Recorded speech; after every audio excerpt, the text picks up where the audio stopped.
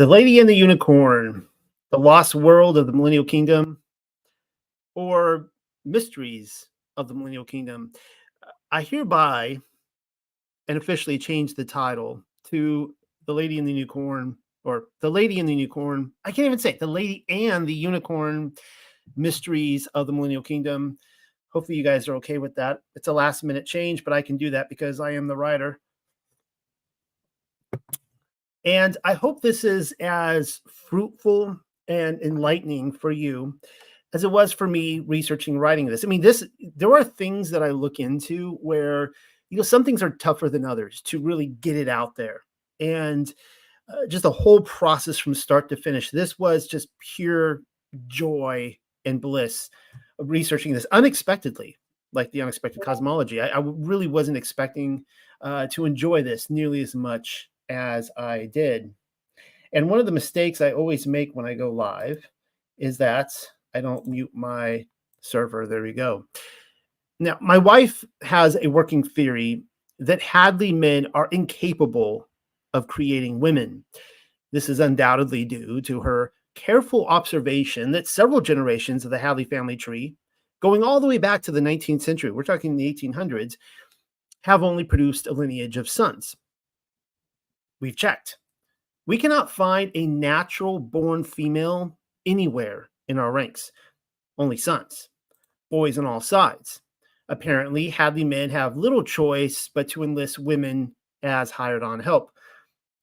Having a daughter has become somewhat of a wager between us, and I am rather persistent, though so far Mrs. Hadley has proven me wrong every time. And then an update. Now, I need to point out here that I wrote this article on the unicorn back in May of 2020.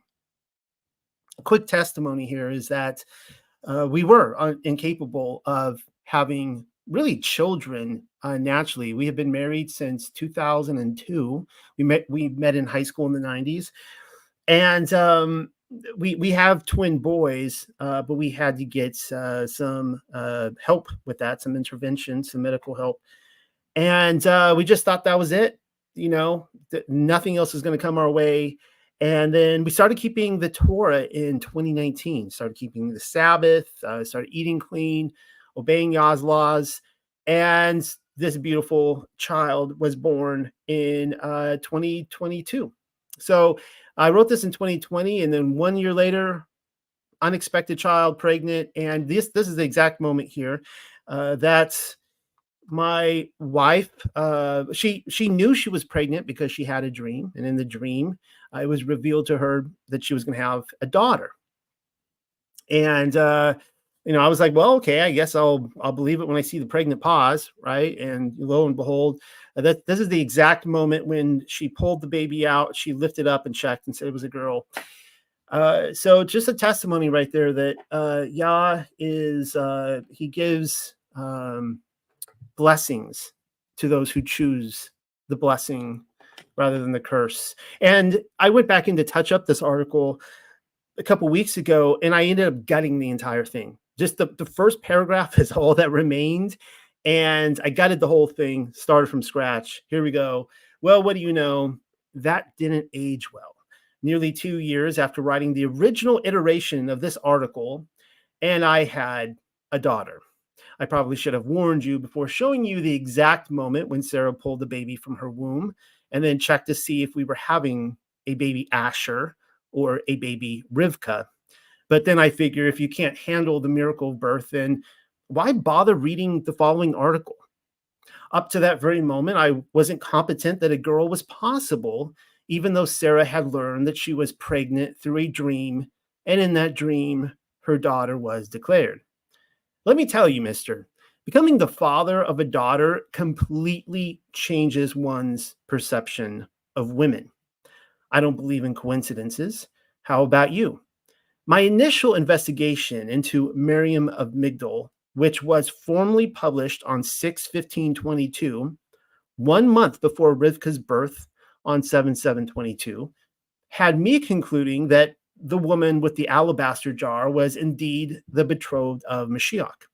From that moment onward, Miriam opened my eyes to the lost world of the feminine divine. I should rephrase that line there now that I've changed in my head the title of this paper to the mysteries of the millennial kingdom and the feminine divine. The two are wed together. Not simply through the outpouring of the Ruach Chakamaha in Ma'asim, and that would be the Acts of the Apostles, the Holy Spirit, the outpouring of the Holy Spirit in the Acts of the Apostles. Most refer to her as the Holy Spirit, but more specifically, as she materialized in the millennial kingdom.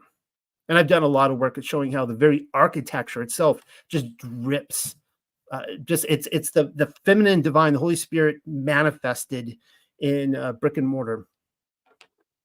Fact of the matter is, the entire original 2020 article didn't age very well, seeing as how I butchered the entire unicorn narrative. So much for 2020 vision. I didn't simply throw the unicorn under the bus. No, I put the bus into reverse so as to drive right over the speed bump again, making a spectacle of the entire episode. That was back during the very awkward everything is pagan leg of my writing career, not my brightest hour. If you can imagine, I've said this before, but if anyone who's seen the Lego movie and the guy, his theme song is "Everything is Awesome," it was kind of like that. Everything is pagan, right? My confusion pertained to a flawed school of thought, which assigns any pearl found in the pigsty to be proof of its paganism. There are also geological columns of religious thought by which we assign titles like classical or Hellenization to them. If you want to defeat an idea, then give it a title or name it after someone, like Platonism or Arianism or Calvinism. Supposing a religious concept pre-exists, quote unquote, the Bible, according to the theological column, if you will, only to be adopted by the people of the book at a later hour, that was all the proof I needed to relegate it to paganism. Look, without having to hash out the crime of the watchers over and over and over again, whereby they cast pearls before swine and then everybody trampled on them, let me just say, having a heavenly mystery cradled in the bosom of our controllers, it proves or disproves nothing. Now, to get into what I was kind of covering originally when I was looking at unicorns 4 or 5 years ago, to the point, unicorns are everywhere, and there is no denying it. A person would have to be blind not to see that the unicorn is a grooming tool employed by sexual predators and other handlers overseeing the corporate and government-sponsored. Let's see if I can even pronounce this acronym. I'm going to need a drink of coffee for this, I think, to power charge through this. LGBTQQIP2SAA plus question mark. Not going to say that again. Victims of wokeness. In fact, who knows? Like YouTube might even be a trigger for YouTube at some point. Reading the ever-growing acronym, which was only LGBT a couple of short decades ago. I mean, that's what I remember in my youth. My suggestion is that they add MK Ultra to the end of it, thereby summing the entire operation up. Warning you of the message was the ultimate purpose of the first draft. Even that is outdated. I mean, the year is 2024, and by my reckoning, you are either a victim of the latest social engineering or you are completely repulsed by it. There is hardly a go in between at this point in history. Okay, so you've been warned. My conclusion at the time, albeit a fallacy, was to say the recent trend was proof of the unicorn's paganism. But then look what happened to the rainbow. Ridiculous, right? Don't even get me started on that one. When demonstrating that the green man, I think I did that a week or two ago, had only recently taken a pagan turn alongside the rainbow. And I showed that the green man, as an ancient pagan deity, is really only 20 years old, maybe 50 to 70 at the earliest, but just within the collective consciousness, really the last 20, 30 years. And, you look at him and go, you think that the green man has been around forever, and he hasn't. I stated that I want the rainbow and the green man back, as well as the gay word. Well, if there is any good in this perverse situation, it's that they weren't interested in the word straight, indicating those of us on the straight and narrow rather than the crooked path. So at least we have that word, straight. Now that I'm thinking about it, I want the unicorn back as well. The unicorn you see happens to be a mystery of heaven, particularly as it pertains to the millennial kingdom. I hereby remove it from the pigsty and offer no apologies.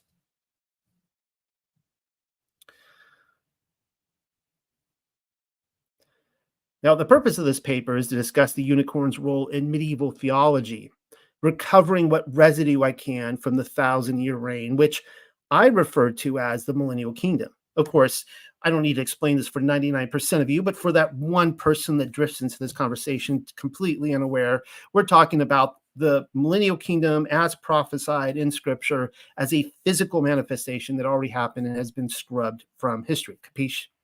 In order to do so, I'm thinking a tour of the unicorn's sporadic appearances in history are necessary. What hasn't been scrubbed from it, anyways. The unicorn makes its first noted appearance, or its first official appearance that we have since found at the Ishtar Gate. The Ishtar Gate is in Babylon, you will tell me, making it Nimrodic and pagan as hell. Yeah, well, the Ishtar Gate has a lion, and I don't hear you whining about the Lion of Judah. It also happens to display a dragon. The dragon is a very real spiritual entity, which still lives on today.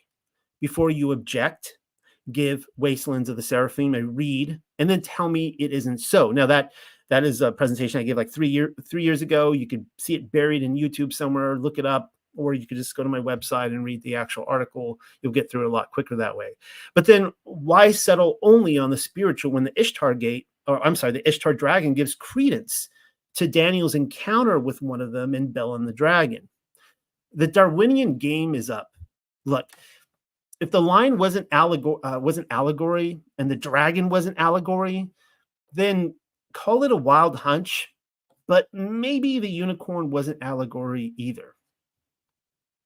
Here's a couple of pictures of it here in the 1800s when they were digging it up, and you could see that from here. I mean, from here, it looks a little fake. I mean, you're just seeing the kind of the tops that they're digging out. You could see just the mounds moved aside, but there are other pictures. I didn't want to fill up whole pages on this, where you could just see they dug so deep down. It's just a labyrinth down there of Babylon underneath, buried underneath the sand there. Moving forward, it is my personal thesis that many instances of old world creatures like the unicorn and the material dragon, which we have just seen, were scrubbed by our inheritors, thereby gaslighting the Middle Ages.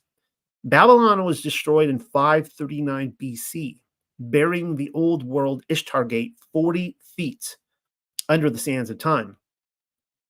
Babylon was once a fertile country. Just because lions are extinct in modern day Iraq doesn't mean they didn't thrive there then. You see what I mean? It's the Ishtar Gate wouldn't be rediscovered again until 1902. So I take it back. That's not the 1800s, 1902. I was 3 years off. Centuries after the Dark Ages, when everyone had already decided that the unicorn was a myth.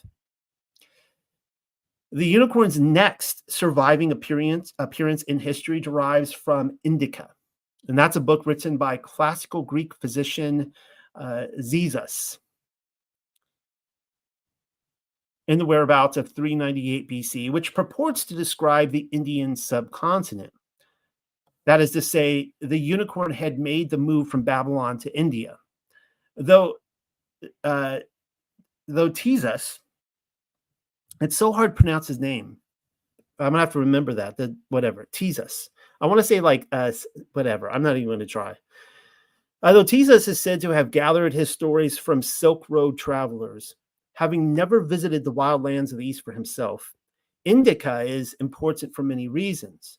Not simply because it is the next known reference to the unicorn, nor the first known reference to Indian elephants, a century before Alexander the Great encountered them. Of course, we're going, by the official timeline here, but also because it is the first known Greek reference to India, period.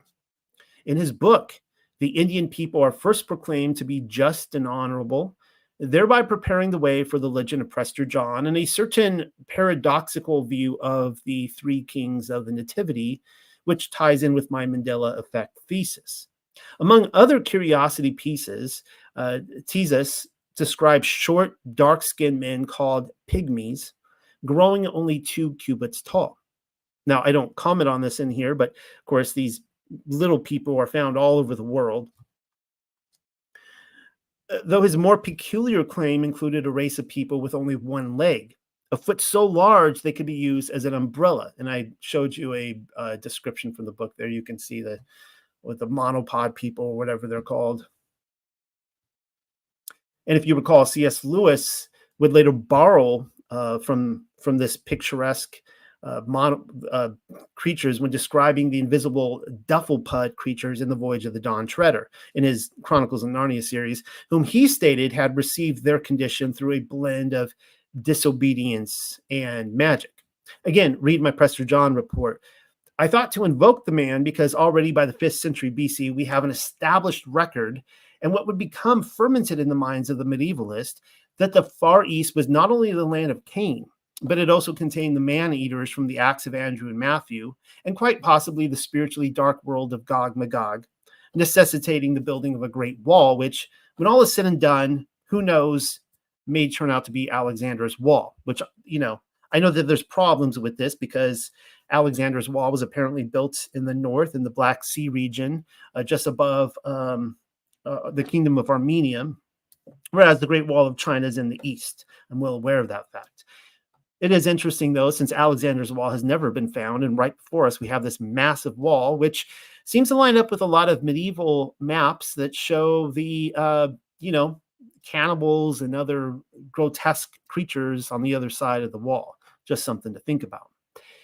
It should be mentioned that Indica only survives in fragments, most of which derive from the quotations of his later critics, notably Aristotle. He is often compared negatively to Herodotus. Herodotus, it is said, wrote histories. Thesis wrote something else entirely. And I've quoted from Herodotus many times. What remains of Thesis' description of India has been preserved in a fragmentary abstract made in the 9th century by a man named Photios I of Constantinople.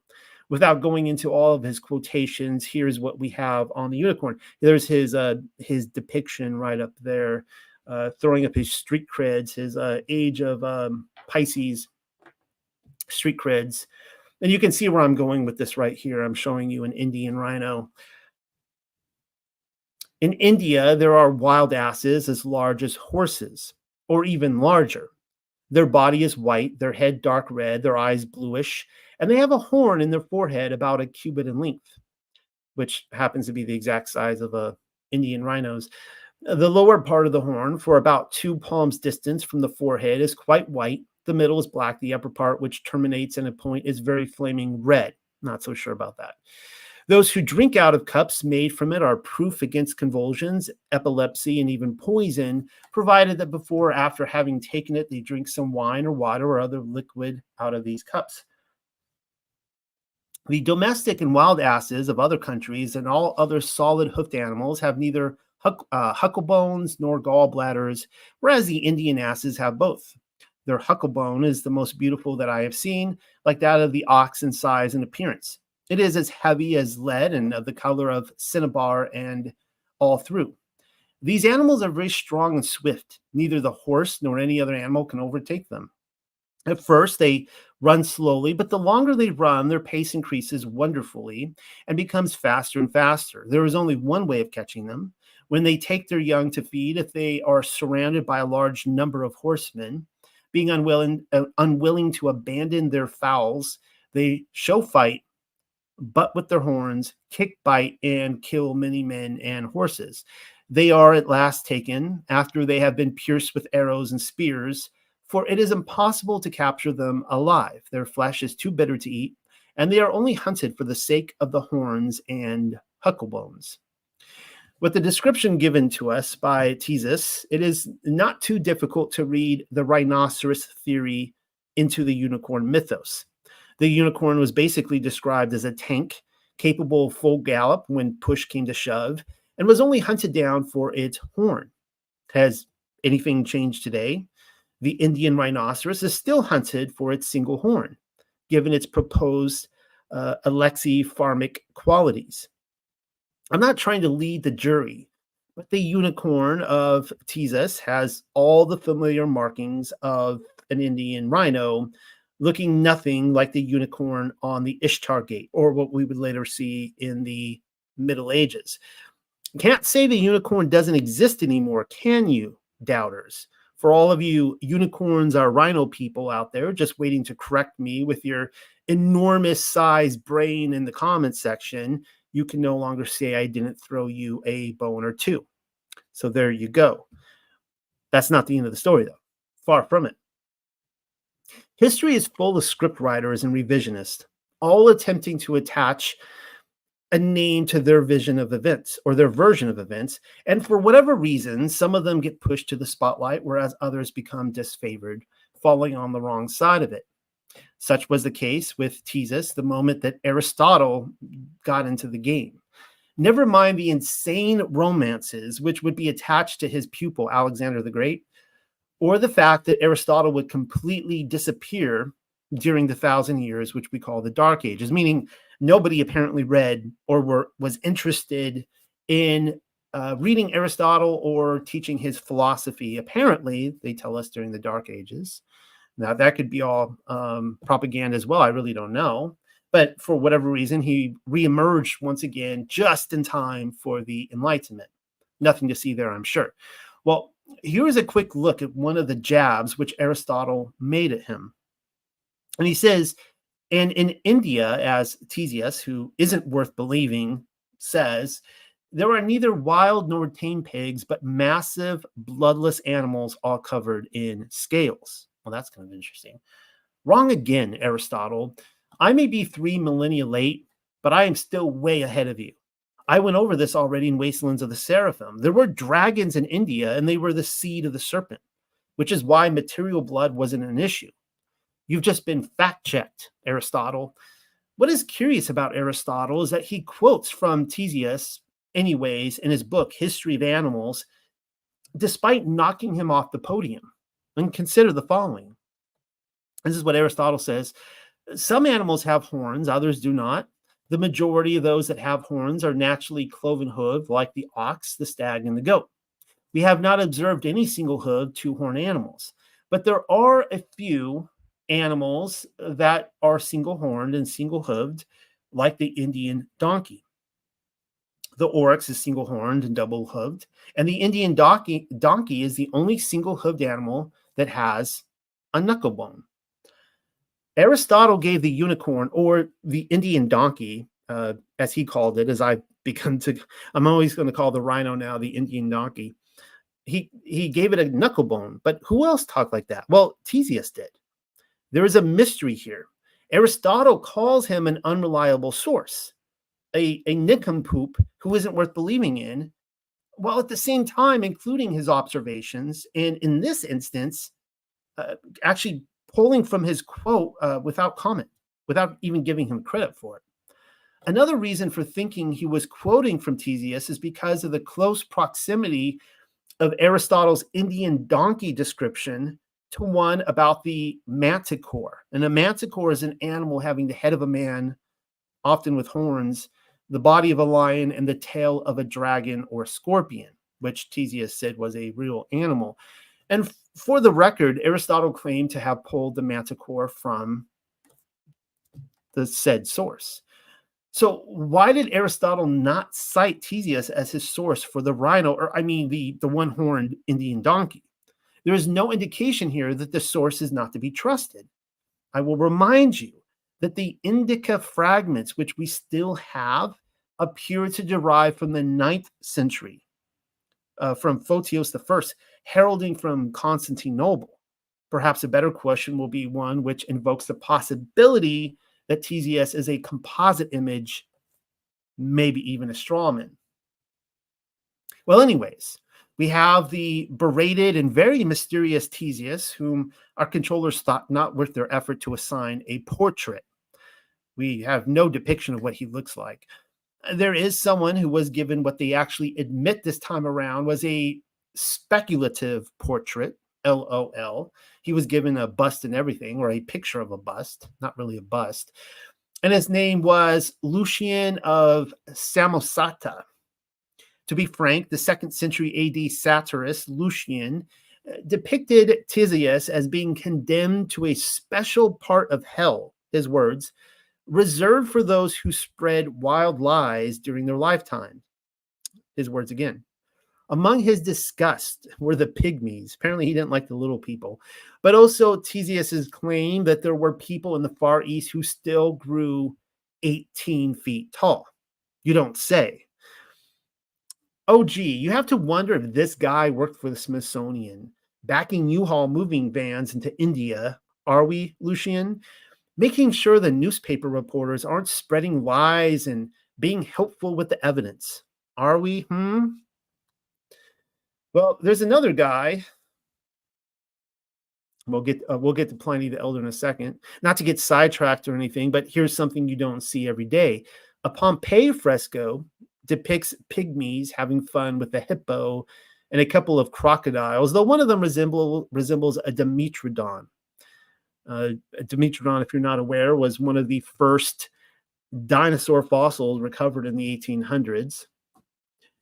Not that I'm here to get hung up on the Dimetrodon or anything. I simply want to point out to the nuh crowd that one does appear in the 1587 Urbano Monte map. I mean, that is clearly a Dimetrodon animal. For those of you who say that all the dinosaurs are a hoax, you can just work that out somehow. It is shown inhabiting the outer rim of our world, though some of us know that to be the hidden wilderness. A fossil wasn't discovered until 1845, and in Prince Edward Island of all places. So he was one of the earliest, quote unquote, dinosaurs to be discovered. Looks a lot like an alligator too.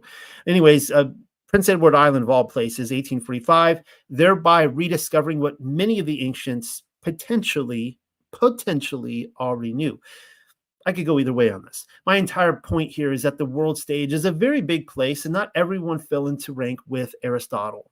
Pompey was totally into pygmies, as was Pliny the Elder in his book Natural History.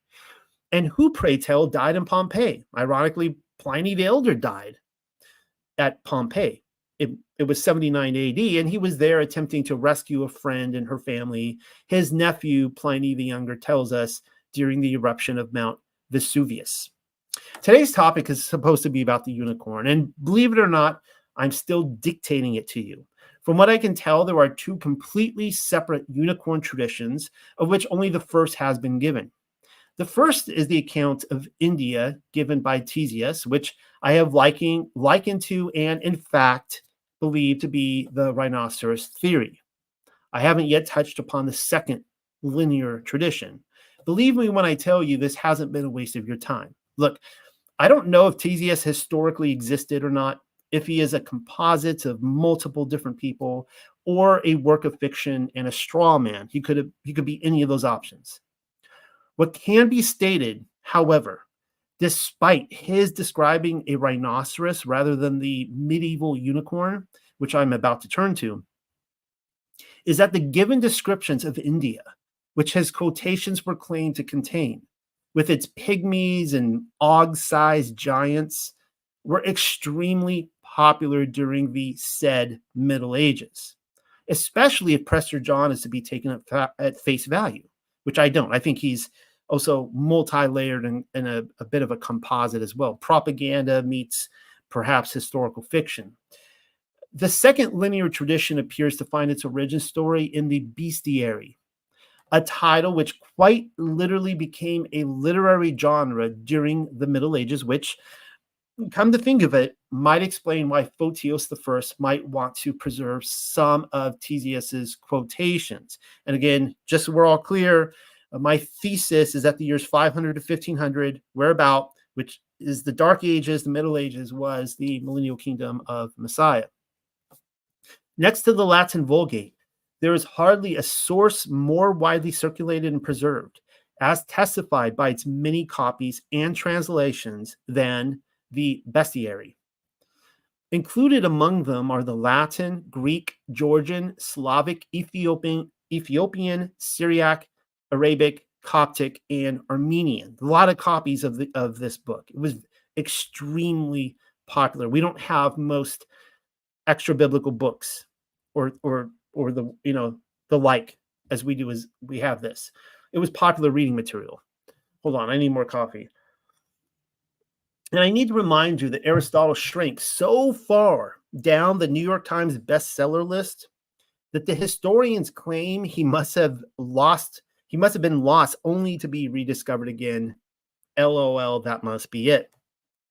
A bestiary, if you're not aware, contained descriptions of certain animals, be they deemed real or fictitious by today's audiences, plants, or even stone, which had human characteristics to it, each of which presented stories and allegories for moral and religious instruction and admonition, which, again, that's the whole point of medieval artwork too. It's all about teaching you to aspire to be more godlike. I can already feel it. Can you? The sarcastic weight of Lucian rolling his eyes right now, right this very minute, from his grave in Sheol. And of course, the unicorn was a popular fixture among the animals contained within them. The numerous manuscripts of medieval bestiaries ultimately are derived from the 2nd century AD Greek text. Let's see if I can pronounce this. Physiologus. Physiologus. You can see it right there. The title Physiologus is derived from the Greek physis, which means nature, and logos, which you guys all know what that means. It means word. And also because the author introduces each of his stories from natural history with the phrase, the physiologus says, or rather interpreted, the naturalist says, the word of the naturalist. But then I checked. I don't know how else to say it, so I might as well lay it out clean and straight. Physiologus, by which the medieval unicorn finds its origin and derives, was written by an unknown author. Oh dear. Oh dear. Why does this stuff keep happening?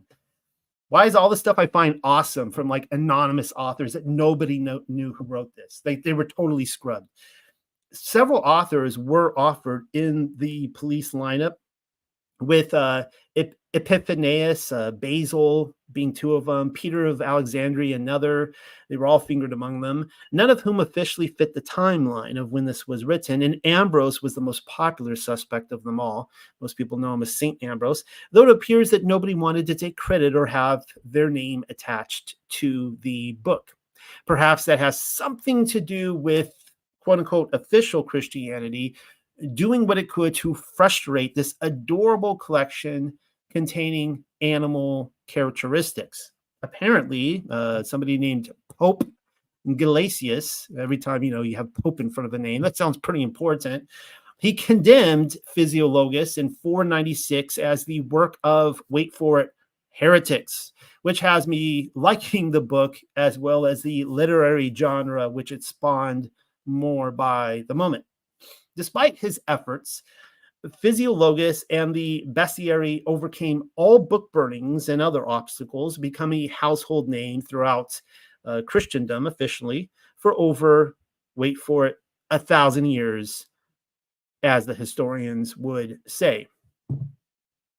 Somebody will be tempted to tell me, hold on, what are they tempted to tell me? Somebody out there is going to be tempted to tell me that Physiologus presupposes the allegorical exegesis first developed by Origen, or, Yah forbid, Tertullian and Cassiodorus, among other quote-unquote church fathers. But this would not be the correct position to take. In reality, Physiologus finds its origin in the position already stated in the Epistle of Barnabas. It is certainly no coincidence that both are said to derive from the same city, Alexandria. Were they written by the same author? We don't really know, and that I cannot tell. A lot of people suspect that might be the case. Nobody was rounding up Barnabas for the police lineup. And I'm not saying they should, but then why would they, when Rome attempted to frustrate the distribution of the unicorn book while simultaneously claiming apostolic succession? You see what I'm saying? If this book was fingered to be written by the author of Barnabas, who was if you've ever read the Epistle of Barnabas, he's a very simple, very picturesque writer, but very simple in his words. He's not real complex. And why would they then forbade a book that was written by Barnabas? Or contrarily, why finger Barnabas to the book if they wanted to eliminate the book, right? And still claim apostolic succession. I think you guys are following. Well, anyways, here is where bestiary literature found its source inspiration from. So reading from the Epistle of Barnabas, this will be worth your time if you really want to get to the bottom of the meaning of the unicorn. When Moshe said, "You will not eat the swine, the eagle, the hawk, the crow, or any fish that has no scales," he had three principles in mind. For at the end, he enumerates them in Devarim, or that would be Deuteronomy. "I will place before this people my Torah." So this is not Elohim's commandment about crunching. Rather, Moshe spoke in the Ruach about swine. "You will not cleave to piggish people of this sort. When they get full, they forget the master, and when they are in need, they think of the master. Like the swine who does not know its master when it eats, when hungry it cries out, and once it has received, is quiet again. Nor will you eat the buzzard, the hawk, the kite, or the crow." He means that you will not cleave to nor be like people of this sort who do not know how to provide for themselves by labor and sweat. But in their iniquity, they seize the property of others. They observe, watching whom they will plunder, in their covetousness while they carry on as though innocent. The same way, these birds provide no food for themselves by work, but sitting idly by, seek out how they can eat the meats of others. Some people are likewise destructive on account of their evil works. And you will not eat the lamprey, the octopus, or the squid, and he means you will not cleave to or become like people of this sort. What is an octopi, I wonder? Well, let's find out. "Who are immoral to the end, having already been condemned to death, even as these accursed fish swim alone in the abyss, not suspended as the others, but dwelling in the muck in the depth of the sea." He says, you will not eat the rabbit. Prepare yourself for this one about eating the rabbit. And he means you will not be a pedophile or like such, for the rabbit grows an orifice in the body each year, so it has as many anuses as years. Nor will you eat the hyena. Again, prepare yourself. Meaning you will not be an effeminate seducer of children, or a wanton abortive fornicator, or any such person, which of course ties us in with the whole grooming program of the unicorn and the rainbow, because the hyena's traits change each year, becoming like a male one year and like a female the next. Why is that so modern today? It's like, it sounds like 2024. And nor will you eat the weasel. And with good reason, you will not be like those who hear about you will not be like those we hear about who do forbidden and immoral acts in their mouths, for these creatures gush forth into their mouths. So Moshe spoke of these three teachings about food in a spiritual sense, but the people, in accordance with the lust of their flesh, receive them as being only, and the key word there is being only about eating. Even David receives knowledge of the same three teachings. He says in like manner, "Blessed is the one who has not gone into the council chamber of the irreverence, even as fish make their way into darkness into the depths, and has not stood in the way of sinners, even as those who pretend to fear Yahuwah sin like the swine, and has not sat in the seat of the destructive, even as do the perching birds looking out for booty. But in the end, you do indeed have a complete commandment covering food. For Moshe said, eat everything that is cloven-footed and chews the cud." What does he mean? The cruncher takes food from the muncher and, becoming dependent upon him for food, acts as though he were glad.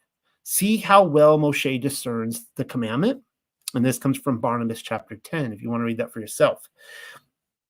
Modern translators love to butcher this passage so as to make Barnabas out like he was attempting to make the case that unclean food was in fact kosher and always up for grabs in the all-you-can-eat buffet, and more importantly, that Yashville simply misunderstood that fact. Ridiculous. Had he truly been suggesting that to be the case, and it is proof that he didn't actually take the time to read the instruction manual. Barnabas is not declaring unclean animals clean, neither. What he is actually doing is showing rather brilliantly that every letter of the Torah has a spiritual component to it, and it always did.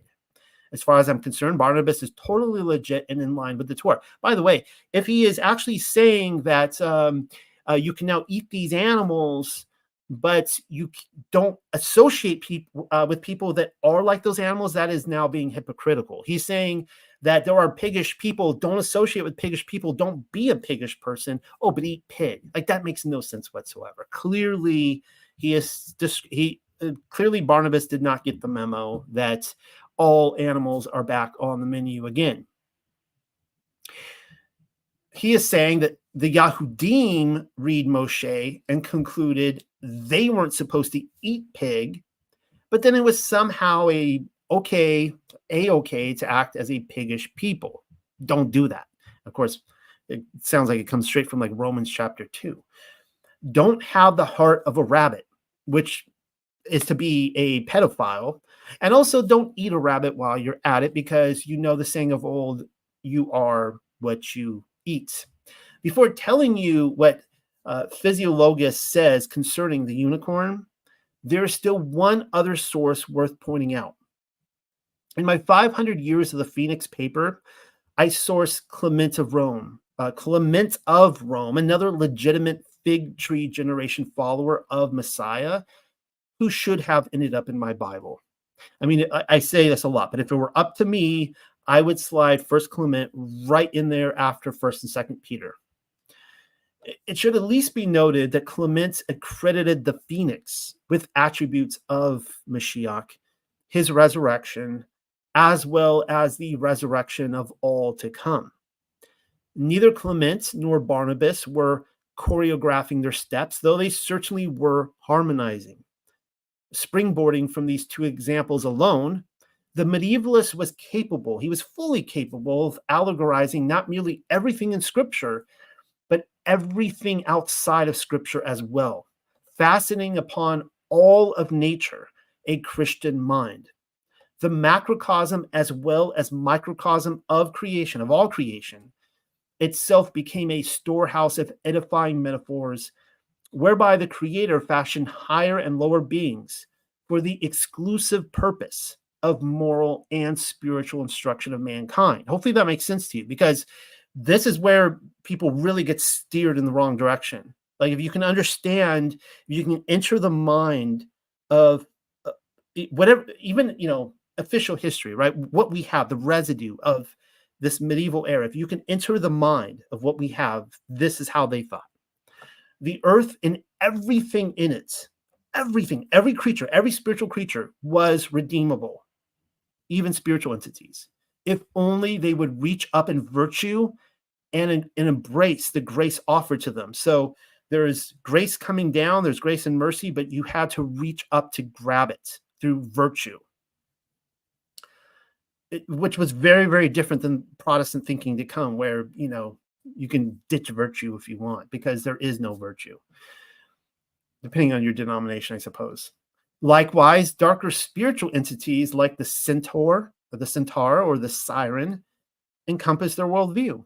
And even the dog head could be redeemed. We have, of course, a text which exclusively says that these Nephilim demon dog head people, one of them became a great saint. Finally, getting to what Physiologus has to say about the unicorn, here you go. Here's his quote. The naturalist says about the unicorn that it is in size small as a kid. Well, what's a kid, guys? It's a baby goat, a little tiny guy, but that it has a fierce bestial nature and one horn on its head.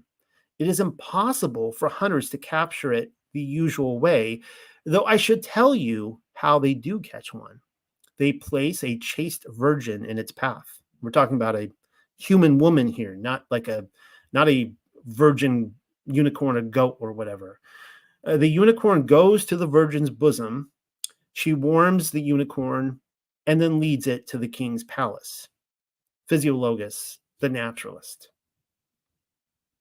Gone is the Indian donkey of the Greeks, with its hulking strength and tank-like armor, which of course gives rise to the rhinoceros theory, though not necessarily the ox-like unicorn that we saw at the Ishtar Gate. That appears to be kind of a different creature altogether. An ox is a clean animal. It chews its cud, and its hooves are cloven. And who knows the variety of unicorn? There might be any number, right? There might be a kid goat unicorn, and there might be an ox unicorn. I had earlier stated that there are two separate unicorn theories, completely separate and parallel to each other. And this is it, the other one. And we're going to be focusing on this for the rest of our time together. The naturalist catalog that sparked hundreds, if not thousands, of unicorn sightings across the realm, if only on paper.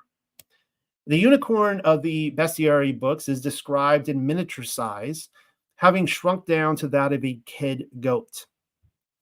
Already, My Little Pony is coming to mind. Unlike the Indian donkey, which is nearly impossible to kill, though it is killable, the kid-sized unicorn is quite impossible. You cannot kill the unicorn except to capture, except for one catch, just one catch alone, no pun intended. It is lured to a virgin's bosom, or you could say even her lap. And what do you make of that? To give you a moment to look at these pictures here from Eden, from paradise. It's like a Where's Waldo picture. They're in there, I guarantee you. Virginity was quite literally a staple of medieval theology, though I much prefer the Hebrew word Bethula, and we've been through this many times.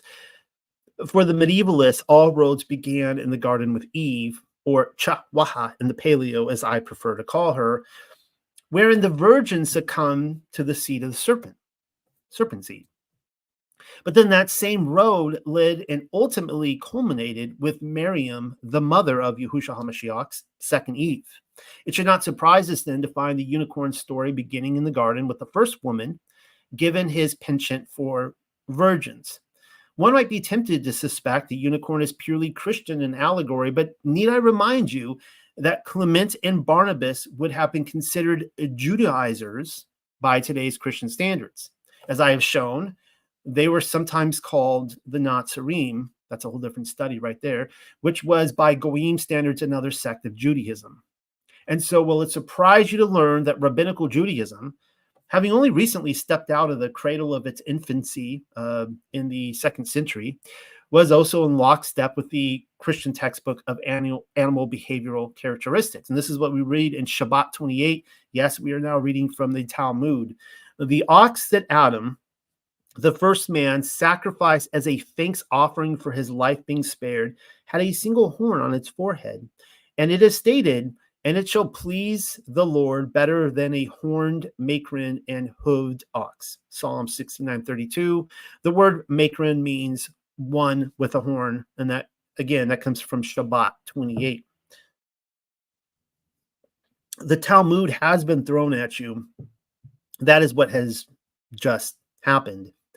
I would say I am sorry I did it, and with little to no warning, but it needed to be done. Shabbat was written in the 2nd century AD by Rabbi Yehuda ha-Nasi, so somewhere in between the years 135 to 217 to be exact, pitting him as a contemporary of Irenaeus and Polycrates. And Polycrates was a Nazarene, just so you know. Irenaeus was, we don't really know if he was or if he considered himself one, but he was certainly a disciple of the Nazarene. Yehuda ha-Nasi was a chief redactor and editor of the Mishnah, as well as a key leader of the Yehudish community in Roman-occupied Yehuda, or Judah, if you prefer, after the Bar Kokhba revolt. That would also make him a close neighbor with Justin Martyr, but we haven't gotten to him quite yet. I will be quoting from Justin Martyr. Yehuda not only placed the unicorn in the garden, but he also made certain that it was the first Thanksgiving offering made by Adam or any son of Adam on this earth. Do you know what that means? It means that the unicorn, that is, the true unicorn, was a clean animal. It had split hooves and chewed its cud. No, Adam did not splash barbecue sauce down upon Bebop and Rocksteady after offering them up on the grill. It is also described in ox-like terms, arousing the Ishtar Gate unicorn into our peripheral vision again. I'm guessing Yehuda Ha-Nasi's Shabbat is where Louis Ginsburg was sourcing his information from when giving the unicorn's whereabouts in Genesis. And I'm going to quote, if you don't know who Louis Ginsburg is, he is the individual who wrote the Legends of the Jews, which is one of the most phenomenal sources out there, just collecting all the rabbinical Judaism, Talmudic, what have you, traditions into one source. I source from it all the time. And this is what he says. The first time Adam witnessed the sinking of the sun, he was also seized with anxious fears. So fascinating, because that comes straight out of Adam and Eve, and also Anunnaki literature. It happens at the conclusion of the Sabbath, and Adam said, "Woe is me for my sake, because I sinned. The world is darkened, and it will again become void and without form. Thus will be executed the punishment of death, which God has pronounced against me." All the night he spent in tears, and Eve too wept as she sat opposite him. When day began to dawn, he understood that what he had deplored was but the course of nature.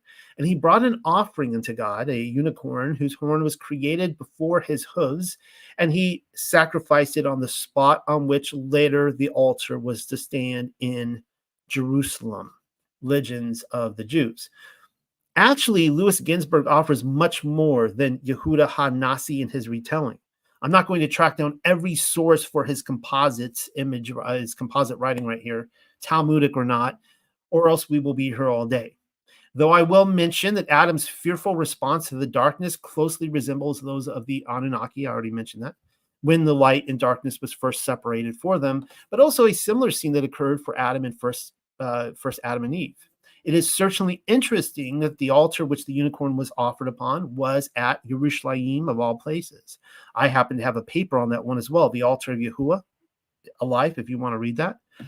And it tracks this altar all the way to the flood, after the flood, all the way up to David, and really beyond to the stone of scone. In doing so, the clean goat-like unicorn is not only given direct comparison to the ram from heaven, which was given in Yitzchak's stead at the almost sacrifice of Isaac, but also the sacrifice of Yahushua HaMashiach. So right there, you have second century Talmudists who are, know it or not, they are comparing the unicorn to the very Messiah they rejected. Very interesting. I'm actually shocked that the unicorn sacrifice was allowed to stay in Rabbi Yehuda's text, given all the reworking of documents they were presently employed in. I dropped first Adam and Eve into the conversation for a reason. Those surviving versions are said to have been composed from the early 3rd to 5th century AD. The literary units in the work are considered to be older and predominantly of Jewish origin. I'm talking about first Adam and Eve. It's supposed to be Semitic originally. That is to say, there is wide agreement among these scholars that the original was composed in a Semitic language in the 1st century AD. The text was a Hebrew one, Jewish if you prefer. First Adam and Eve is so loaded with references to the work of Yahushua HaMashiach that it's no wonder they dropped it like a bad habit after having him murdered. I mean, it's so convenient how the Jews didn't spare their original copy of First Adam and Eve just to prove the Christian version wrong, if you get my drift. I mean, they could have come out with their version and say, sorry, you added to this. They didn't. They just dropped it like, yeah, we didn't write that. Well, anyways, modern post-Newtonian globe earth scholars are abhorred to read about these unicorns, which second century Christians and Jews were so arrogantly convinced of. Also, who really knows which came first, Shabbat or Physiologus? We really don't know. It is doubtful that Rabbi Yehuda was quoting from the mystery author of The Naturalist, but then why assume the naturalist was the first to give the unicorn messianic character traits? A better question would be why the people of the book, straddling both sides of the aisle, the Jews and the Christians, and the Nazarene right there in the middle, would mutually agree upon the unicorn's historical existence. They all did. That's the point I'm trying to make here. It seems like everybody back then believed that the unicorn existed and that he had spiritual attributes. Assuming for the moment that there were no present unicorn sightings anywhere in the world, Where were they sourcing their information from? We don't know. We don't have it. Surely the naturalist cannot be the beginning of our quest. Unfortunately, it is. It is perhaps odd that Yehuda employed the word makrin. Not sure why he did. Perhaps a rabbi can come along and explain that one to me. Seriously, I want to know. The Hebrew word re'im, you can see right there, R-E kind of apostrophe E-M, is what we should be looking for. Re'im is an animal which appears several times in the Bible, and look at how it is described. Numbers 23:22 says, God brought them out of Egypt. He hath, as it were, the strength of a unicorn. Deuteronomy 33:17. His glory is like the firstling of his bullock, and his horns are like the horns of unicorns. With them he shall push the people together to the ends of the earth, and they are the 10,000s of Ephraim, and they are the thousands of Manasseh. We see in Job 39, will the unicorn be willing to serve thee, or abide by thy crib? Can thou bind the unicorn with his band in the furrow, or will he harrow the valleys after thee? Wilt thou trust him, because his strength is great, or wilt thou leave thy labor to him? Wilt thou believe him, that he will bring home thy seed and gather it into thy barn? Psalm 22:21 says, save me from the lion's mouth, for thou hast heard me from the horns of the unicorns. Moving on, Psalm 92:10 says, but my horn shalt thou exalt like the horn of a unicorn. I shall be anointed with fresh oil. And finally, Isaiah 34:7. I think I did leave out one quote here because I got 1, 2, 3, 4, 5, 6, and there are 7 quotes in the Bible. I think I probably left one out from Psalms. And the unicorns shall come down with them, and the bullocks with the bulls, and their land shall be soaked with blood, and their dust made fat with fatness. Isaiah 34:7. Time and again, the unicorn is given the same characteristics which the medievalists would later come to know him by, intimately so. He is first and foremost compared with the strength of Allahayam, and Allahayam would be God if you're confused. Yosef was the father of Ephraim and Manasseh, and their symbol was none other than the unicorn, a manifestation of Yahweh's strength. Now, I say right here, I will be sure to show you how their identification with the creature manifested later on the road.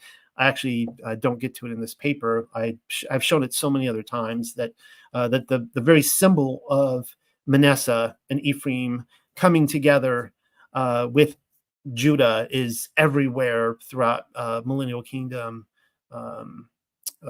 symbology, crest, and so on. According to Job, the unicorn is wild and untamable, unfit for agricultural work. Isn't that interesting? But then, because I mean, if it's an ox, then that doesn't really make a lot of sense to me. But then the horn of a unicorn was the picturesque anointing of the righteous after the house of Yahweh. And that would be Yahweh in Paleo. After the house of Yahweh was established and the wicked judged. Even Isaiah paints the unicorn as a creature of judgment over the enemies of Yasharel. I'm not sure if you noticed, but these are all pictures of the Millennial Kingdom. The unicorn we're going to see is going to become the emblem, and the lion, of course, of the Millennial Kingdom. Some of you are getting ready to write your rebuttals over my use of the KJV because all of the modern quote-unquote scholars have gone another route. Haven't I received the memo? I sourced it on purpose, Daddy-O. In every instance, the unicorn's appearance derives with Re'im, though it wasn't the Hebrew Masoretic which they were necessarily copying from. The KJV translators had one eye on the Septuagint, and it is the Septuagint which carried the Hebrew word Re'im over to the Greek word monokeros, which is translated to mean one-horned. So it's not the KJV that made the mistake, if you want to call it a mistake. It goes all the way back to the Greek LXX, and it is undeniably in the Greek LXX, the Septuagint, a unicorn. The Talmudists also make several mentions of another mystery man who is worth dropping into the conversation. His name is Onklos or Oniklos. He supposedly lived in the whereabouts of 35 through 120 AD. He is said to be a Roman nobleman who converted to Judaism. So he wasn't even born a Jew. The son of a man named Callinicus and the sister of Titus, the Roman emperor, responsible for the temple's destruction in 70 AD. Yikes. Although according to the Midrash Tanhuma, He was a nephew of Hadrian and not Titus, which is worse. I actually would probably prefer, I don't know, I guess pick your sin, right? But I think I'd rather be related to Titus than Hadrian, but that's just me. I mean, if I had to pick. Well, for whatever reason, the Talmudists claimed it was Oniklos who taught that the Re'im was kosher. So there's that. Let's all be honest here. The KJV is not the oddball. It's not the oddball in the bunch, even if no modern translations go with unicorn, nor is it a sudden detour in theological reasoning where the unicorn is concerned. 72 Jewish scholars, you could tell by this point I need more coffee. 72 Jewish scholars all got together centuries before Messiah and went the unicorn route. Modern translators are just going to have to deal with the fact that words do change meaning. Gay used to mean one thing, now it is another. You can't claim that everyone going around saying how gay they were before the 60s were singing their allegiance to the rainbow flag. They have now done the same thing with Re'im. The alphabet crowd has turned the unicorn gay, whereas the scholars have transformed him back into a two-horned ox, or by some accounts, a rhino. Why does Justin Martyr look like Jesus Christus in this painting? Seriously, I actually looked at several Justin Martyr pictures and they all look like Jesus Christus. I have many questions in this life, though I don't suppose that one in particular will find a resolution in the present exercise. I'm sorry to disappoint you all. Right now, the more pressing matter is the unicorn, particularly the spiritual characteristics of the said creature. Martyr lived from 100 to 165 AD. Born near Shechem in Samaria, of all places. If you don't know where Shechem is, that's where Dinah was raped, and her brothers went and sought vengeance by circumcising and then killing them all. And his invoking of the unicorn, he doesn't disappoint. This is what he actually says. And God, by Moses, shows in another way the force of the mystery of the cross when he said in the blessing wherewith Joseph was blessed, from the blessing of the Lord is his land for the seasons of heaven and for the dews and for the deep springs from beneath and for the seasonable fruits of the sun and for the coming together of the months and for the heights of the everlasting mountains and for the heights of the hills and for the ever-flowing rivers and for the fruits of the fatness of the earth. And let the things accepted by him who appeared in the bush come on the head and crown of Joseph. Let him be glorified among his brethren. His beauty is like the firstling of a bullock, his horns, the horns of a unicorn. With these shall he push the nations from one end of the earth to another. We already read that. That comes from, I believe, Deuteronomy. Now, of course, what is he reading from, right? He's reading from the Greek LXX. Now, no one could say or prove that the horns of a unicorn represent any other fact or figure than the type which portrays the cross. For the one beam is placed upright, from which the highest extremity is raised up into a horn, when the other beam is fitted onto it, and the ends appear on both sides as horns joined onto the one horn. I will quickly point out here that a lot of us, we argue what the cross actually looked like. Was he put onto a tree? And I've stated that many times. It is interesting that you have a second century source at a time when the Romans were still crucifying people on record, and he probably would have seen Roman crucifixions in his day. He's describing it like we see it in artwork. Just to throw that out there, you can either, agree with this or deny it. It's up to you. Just point that out. And the part which is fixed in the center on which are suspended those who are crucified also stands out like a horn. And it also looks like a horn conjoined and fixed with the other horns. And the expression with these shall he push as with horns the nations from one end of the earth to another is indicative of what is now the fact among all the nations. This comes from Dialogue with Trifo 91. Justin Martyr inhabited, as I mentioned already, the 2nd century, placing him well within the crosshairs of the naturalist. Rabbi Yehuda Hanasi and the mysterious Oniklos, if he existed or not. Unicorns were all the flave, and yet none of these sources appear interrelated. In a time when everyone was competing to have their original quote attached to a nature and Christ allegory, Martyr's version of the unicorn cross, LOL, it's actually kind of a little humorous, the unicorn cross, was not a popular one. How can I be so certain? I cannot. It's just that if art is any indicator, and I believe it is, by which there is zip zero unicorn and cross pictures showing up in my Google search, then it was not popular. People are like, I'm not really seeing it. Good try, Justin Martyr. That was cute, but we're not really going with that. As comical as a unicorn cross may seem on the surface, his desire to make it so tells us a great deal of information regarding early Christian attitudes about crucifixion. Martyr quoted from Deuteronomy, a passage which I have already shown you. A unicorn horn was a sign of power, a manifestation of Yahweh's strength as well as an anointing. Martyr wasn't simply tying those attributes into Yahushua's crucifixion device, though. He was explicitly tying in the cross, the Tav, Mashiach's calling card, with the very emblem which would unify Ephraim and Manasseh in the coming kingdom. All right, enough about Justin Martyr. Basil, the 4th century bishop of Caesarea, I'm not a fan of. It's why I've shrunk his picture so freaking small that it might as well be a thumbnail. And no, this is not an issue as to who has the bigger unicorn horn, Basil or me. But whatever, I'll take one for the team, knowing that you and I share a mutual love of unicorns. He too threw his hat into the ring, and here is the quote attributed to Basil. And he says, "My protector and the horn of my salvation, Christ is the power of God. Therefore, he is called the unicorn on the ground that he has one horn, that is, one common power with the Father." There is some more theology for you. I will let you pause all you want and think about it. You can press the pause right now in this video. Give it a careful consideration. But as for me, I am moving on with the discussion. Well, anyways, the Middle Ages and the medieval era is finally upon us. Thank Yah, thank heavens. This is where I've always wanted to be, even before I knew the 1,000 years of quote-unquote darkness was the millennial kingdom.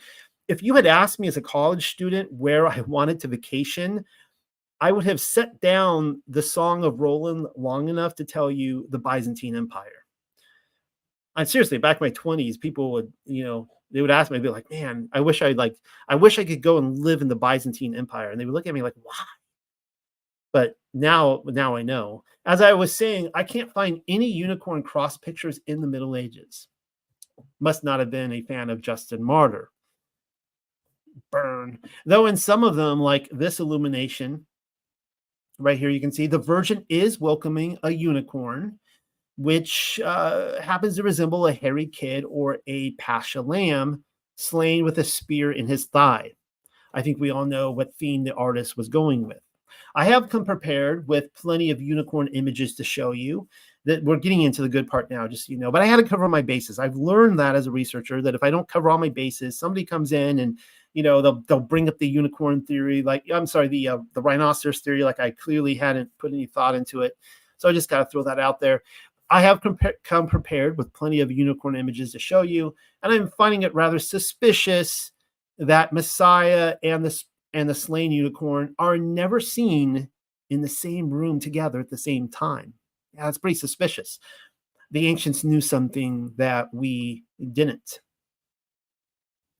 So what do we have here? A bunch of illuminations, different unicorns. Why is one in a bucket? Well, I'll tell you why. Among his many noted appearances throughout the MK, the unicorn was a reoccurring character in illuminations. Illuminations were added to the trim of individual pages within handwritten books. And these would, like this one here is a great example. It would, this one up here, if you can see where my mouse is, it looks like the bottom left corner of the page. The one over here, it looks like the bottom right corner of the page. This one here is probably the top of the page. They would be in the different corners. They were within handwritten books, and they would favor gold, silver, and other materials to make them more luminous and bejeweled for their readership. It was a way to attract you to the page, just like a picture book today. In medieval times, the art was at its absolute height. the illuminations height, all hand drawn on every page. That's what made them so spectacular. The mistake you mustn't continue to make is in viewing the unicorn through the modern psyop, which will be a temptation for many, perhaps even impossible for some. Some people in the comment section, they will never get past what they see today with the grooming of children. For them, that is the unicorn. Any other interpretation is wrong. Though the MK was scrubbed from the public consciousness, I'm at least asking you to view the unicorn through the lens of medievalists, if it is possible to do. In nearly every depiction, he is kingly and majestic, though wild and free, tamed only by the lap of a virgin lady, as the naturalists insist, whereby he is often lured and hunted. Take a mental note of that if you haven't already. We often see him paired with a lion, and it is certainly telling to spot the unicorn in a Hebrew illumination for Song of Songs. And the unicorn is all over Song of Songs. It's just, we'll see him many more times in there, hinting at his stand-in for the bridegroom. You'll want to jot that one down as well. Not sure if you noticed, but the fleur-de-lis habitually blossoms whenever the unicorn shows face. Probably another clue. All right, what are we looking at here? These are watermarks. You know what a watermark is? Among such emblems as the Lion of Yehuda and the Paschal Lamb, which you can see over here on the left. Of course, there's the fleur-de-lis. There's the Paschal Lamb. Of course, we got the unicorn. We got the Lion of Judah. Here's another unicorn over here. The fleur-de-lis, it keeps showing up everywhere. The unicorn also happened to be a staple of watermark imagery. Now, a watermark, in case you are unaware, was an early form of a trademark or brand logo, citing the book's source origin, though sometimes they indicated paper quality levels, if it was good paper or cheap paper. Watermarks were created by changing the thickness of paper while it was still wet during the manufacturing process. Interesting enough, because I have a lot of vinyl records, you'll see watermarks on the inside of the record sometimes as well. They typically only become visible in transmitted light because its very design is a thinner imprint in the paper. So you just hold it up to the light and you'll see it in there. That's why you'll see, like the unicorn up here and so on and so forth.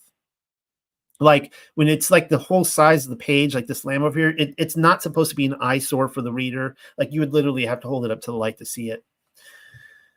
And this is due to the paper maker sewing a bent wire to the top of the mold, causing fewer fibers to form the sheet in the protruding areas. So hopefully that makes sense to you. I have not taken the time to scour every archive in Paris, holding each manuscript up to the light, though I am told that of the 13,000 watermarks collected from antique Bibles and other medieval literary works, specifically those originating from paper mills throughout the southern region of France, right there, kind of close to the Spanish border, which is where the Franks were and so on and so forth. Nearly 10% of them involve unicorns. When paired together, the lion and the unicorn are symbols representing the unification of Yehuda and Yasharel. Don't forget that tonight. Separately, they are indicative of the legitimate king over Yasharel Yehuda, as noted by the Paschal Lamb. And of course, the fleur-de-lis has its own angle to tell. Did you notice that the unicorn and even the lion have a fleur-de-lis at the end of their tails? I'll just scan up here so you can see this in case you missed it. Right there, both of these lions and this unicorn, they have the famed lily.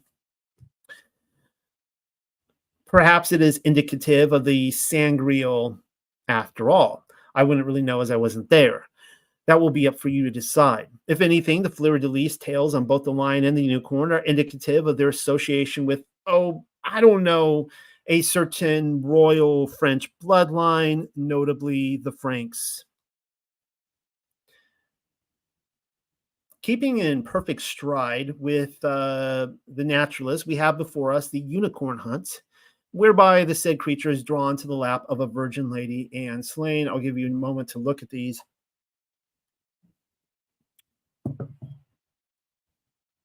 very grotesque. In one rather imaginative depiction, a naked lady plays the part of a siren so as to lure the unicorn in. In the next scene, he is butchered by hunters for sport. Someone is aching to tell me they were pedo hunters, conveniently waiting around in the bushes and certainly not playing the part of peeping Tom when the lady was dancing around naked. Sure, that must be it.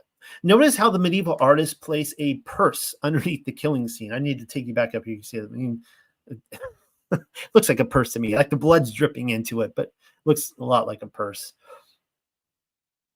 And hopefully, he's telling us that the lady went shopping afterwards. Hopefully the pedo corns will keep to the woods rather than the mall. Seriously, though, an equestrian has a falcon perched on his arm. I'm not scrolling up there again. You could freeze the video there if you would like, or look at the actual document that I put underneath this video. Hopefully you're reading along. Official history claims that falconry originated with Indica by Theseus, of all people. So that's kind of an interesting connection. The Indian donkey guy. So again, there is a noted connection for you.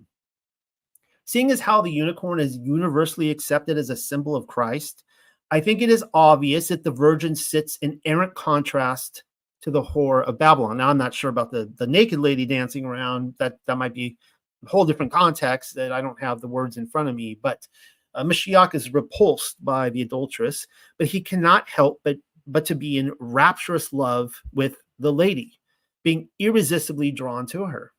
She is his ecclesia. That is the standard textbook answer, though I am more inclined to conclude that the 144,000 were women and that they are the ones being invoked rather than dudes sitting around in bridal gowns.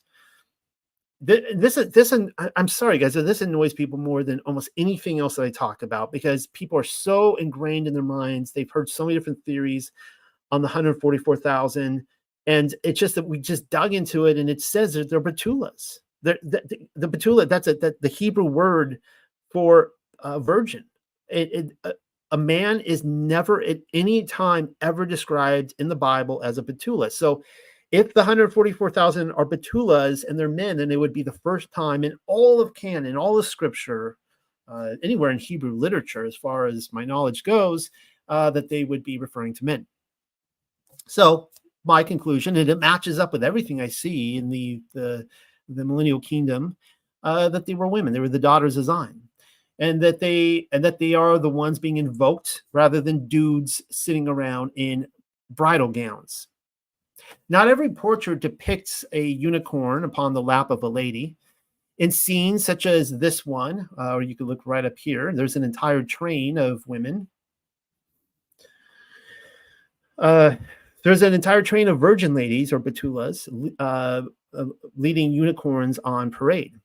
Lots of red, lots of gold. Oh, wow. Take a mental note of that. Accuse me of reading between the lines, but it's rather difficult not seeing members of the 144,000 club leading the way in that picture right there. But then we have this one over here on the right to contend with. You know how you're never supposed to ask a lady if she's pregnant unless a foot is hanging out? I'm going out on a limb and making an exception to the rule, but only on this instance and never again. The woman on the right, she's an expectant mother. Before I tell you why I've come to that conclusion, we must talk about the flowers, or else I will forget all about them. So just going up here, looking at this picture, I am stating the woman on the right is pregnant. I want you to pay attention to the flowers above her. I want you to pay attention to her dress. Pay attention to the unicorn, where the unicorn's horn is. I'm actually not going to be talking about the unicorn's horn in the water right now. I will end towards the end. We'll be talking more about that. But just take a mental note of this in your head as we move on.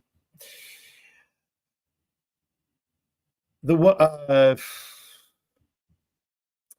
I, of course, tell you why I've come to the conclusion that she's pregnant, we must talk about the flowers, or else I will forget all about them. Above the head of the maiden, I'm not sure if those are lilies or what. That would be interesting if they are lilies.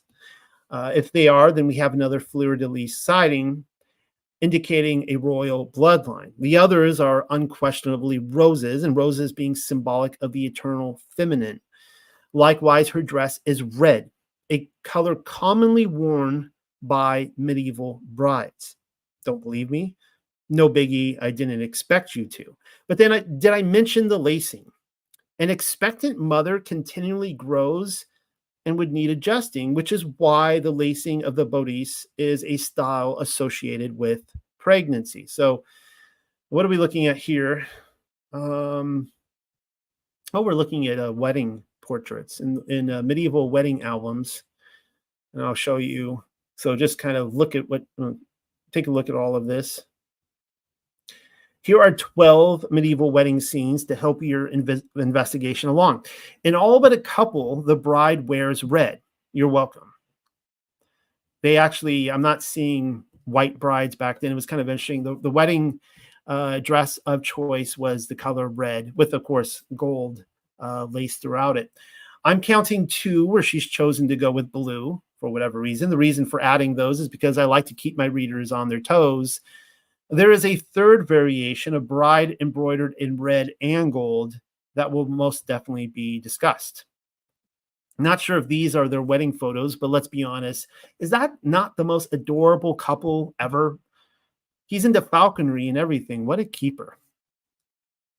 All right, well, this is where it's going to get really controversial tonight.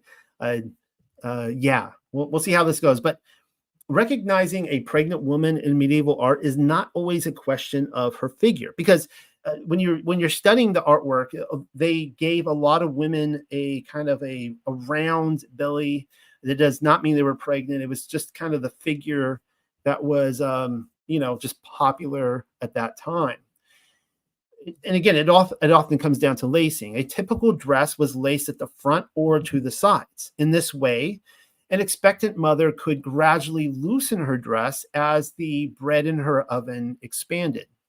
The pregnant mother look was perfectly executed by Elizabeth when greeting Miriam. You can see right there in that picture, the mother of Yahusha. But then what in the world is going on with Miriam of Migdal at the crucifixion site? Her dress is unlaced. Whoops. And might I add, she's packed on a few pounds. Well, that was awkward. Would a pregnant pause be in order? Of course, she's wearing a red dress as well. That's kind of interesting. But see, if you need to look, here's a close-up of it right here. You can see that she's unlaced. This is Elizabeth. So clearly she's further along. She's unlaced the dress. And they show the same thing with Miriam Migdal over there. She has a dress that is, the laces are pushed out and her belly is protruding just as Elizabeth's is. So that is interesting. You can get mad at me for that, but this artist did it, not me. This artist is saying that Mary Magdalene was pregnant. Okay. Don't get mad at me for that. I'm just the messenger there. Nope. Not a one-off. Once again, we find ourselves at the foot of the cross. The skull below the said cross would be Adam's skull, from which the green man was born. That was a presentation I gave a couple weeks ago. Medieval artwork, they love showing the skull of Adam right below the cross, indicating that the cross itself was the tree that grew out of his mouth. And I spy 3 women in this painting. All 3 of them are Miriam's, and only one of them is pregnant. By now, I shouldn't have to tell you why I've come to that decision. Her head is covered, telling us that opening the alabaster jar was a success and she has found her kinsman redeemer. Speaking of which, a jar is found on the ground next to her, tipping us off to her identity. She would be the woman right here. You can see that she is unlaced. Sign of pregnancy in women. And of course, all this art is purposeful, right? It all has a reason. A third witness can be located in Roger van der Weyden's Descent from the Cross, and it's finished before 1443, in which Miriam of Migdal's front lacing tips us off to a potential pregnancy, though the award for the biggest giveaway goes to her bilt. On her bilt is an engraved inscription that says, it's Jesus Maria. The name of daddy and mommy is inscribed on it. All right, now what are we looking at? Oh, look, more pictures of Mary Magdalene, a whole bunch of them. I bet you weren't expecting this tonight, but it all plays in with the unicorn, believe it or not. And I really didn't go into the unicorn. I just keep coming around to her over and over again, just by accident. It's like I'm not even looking for it. Her pregnancy at the foot of the cross may be an unexpected one-off, though Miriam's penchant for red is renowned, and quite curiously, gold. So again, take a mental note of the red and the gold. I'm pulling them off the internet tree left and right with seemingly no end to them. The lady and the unicorn depictions may be a metaphor for Christ and his bride. I think it is safe to say what many of these artists were going for. Miriam of Magdalene is the bride. I think it is time that I told you why. What are we reading from here? This comes from, well, we'll see where this is coming from. It's coming from Psalms. The daughters of kings, women of honor, are maidens in your courts, and standing beside you, glistening in pure and golden glory, is the beautiful bride to be. Now listen, daughter, pay attention and forget about your past. Put behind you every attachment to the familiar, even those who once were close to you. For your royal bridegroom is ravished by your beautiful brightness. Bow in reverence before him, for he is your Adonai. Wedding presents pour in from those of great wealth. The royal friends of the bridegroom shower you with gifts as the princess bride enters the palace. How glorious she appears within the holy chamber, robed with a wedding dress embroidered with pure gold. Lovely and stunning, she leads the procession with all her bridesmaids as they come before you, her bridegroom king. What a grand, majestic entrance, a joyful, glad procession as they enter the palace gates. Your many sons will one day be kings just like their father. They will sit on royal thrones all around the world. I will make sure the fame of your name is honored in every generation as all the people praise you, giving you thanks forever and ever. Psalm 45, 9 through 17.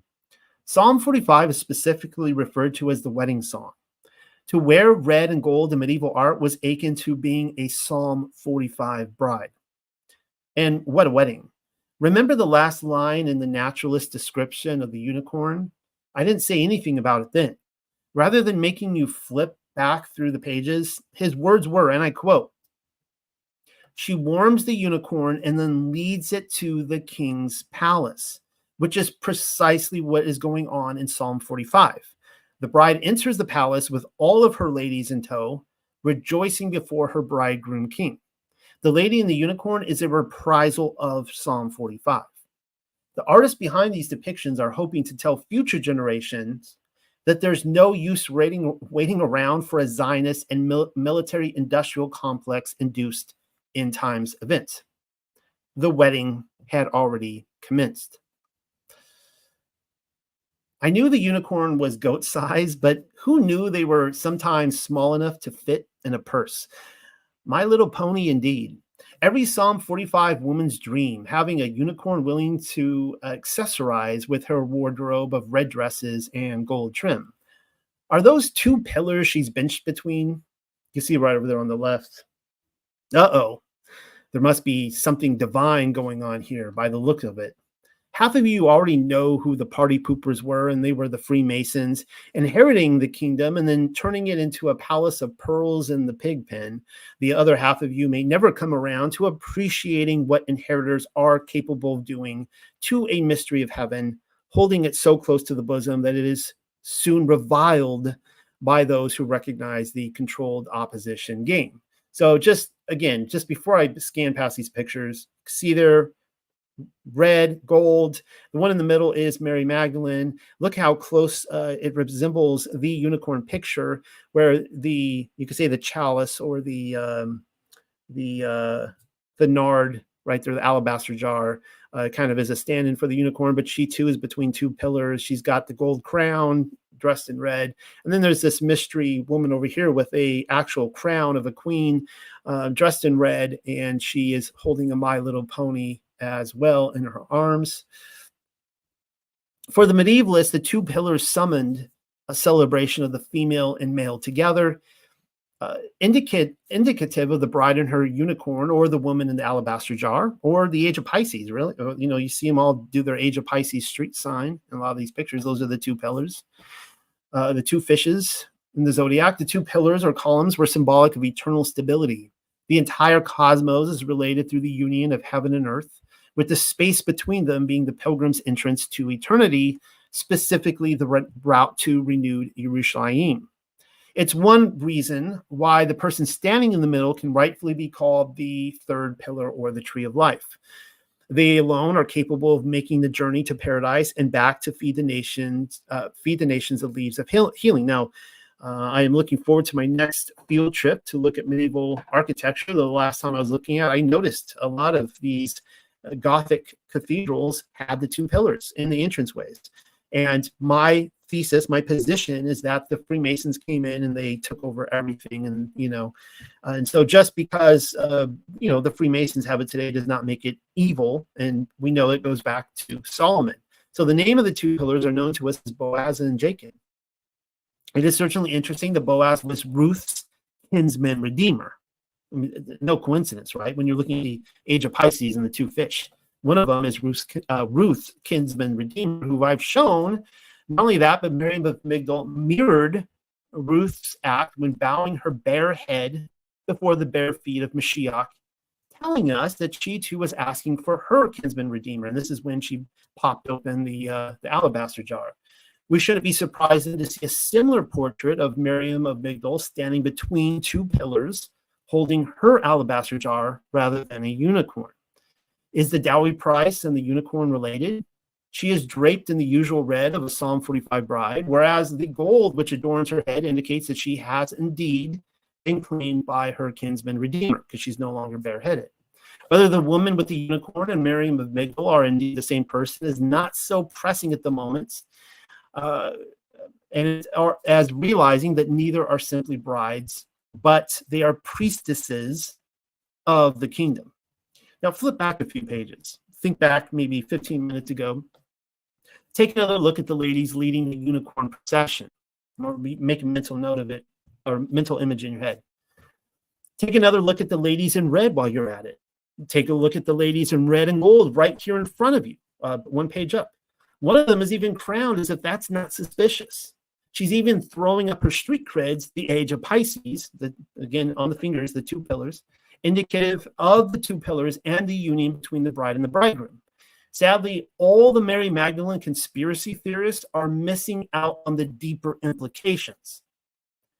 In claiming that Mary Magdalene was the wife of Messiah, or the betrothed, whatever you want to call her, what they are also stating is that there was a long-standing conspiracy to keep it hush, and that a prerequisite of graduating from art school is that they all be in on it. Apparently, all the artists were in on it, nobody else.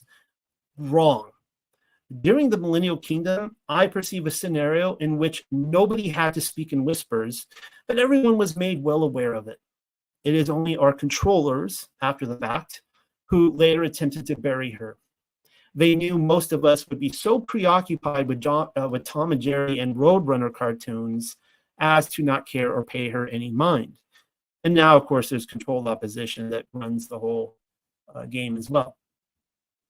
Among his, and by his I mean the unicorn, among his many depictions in illuminations and watermarks, which I've shown some of them, the medieval unicorn would find his greatest glory in what few remaining tapestries have come our way. Now, this is where I particularly get really excited with this, with the tapestries.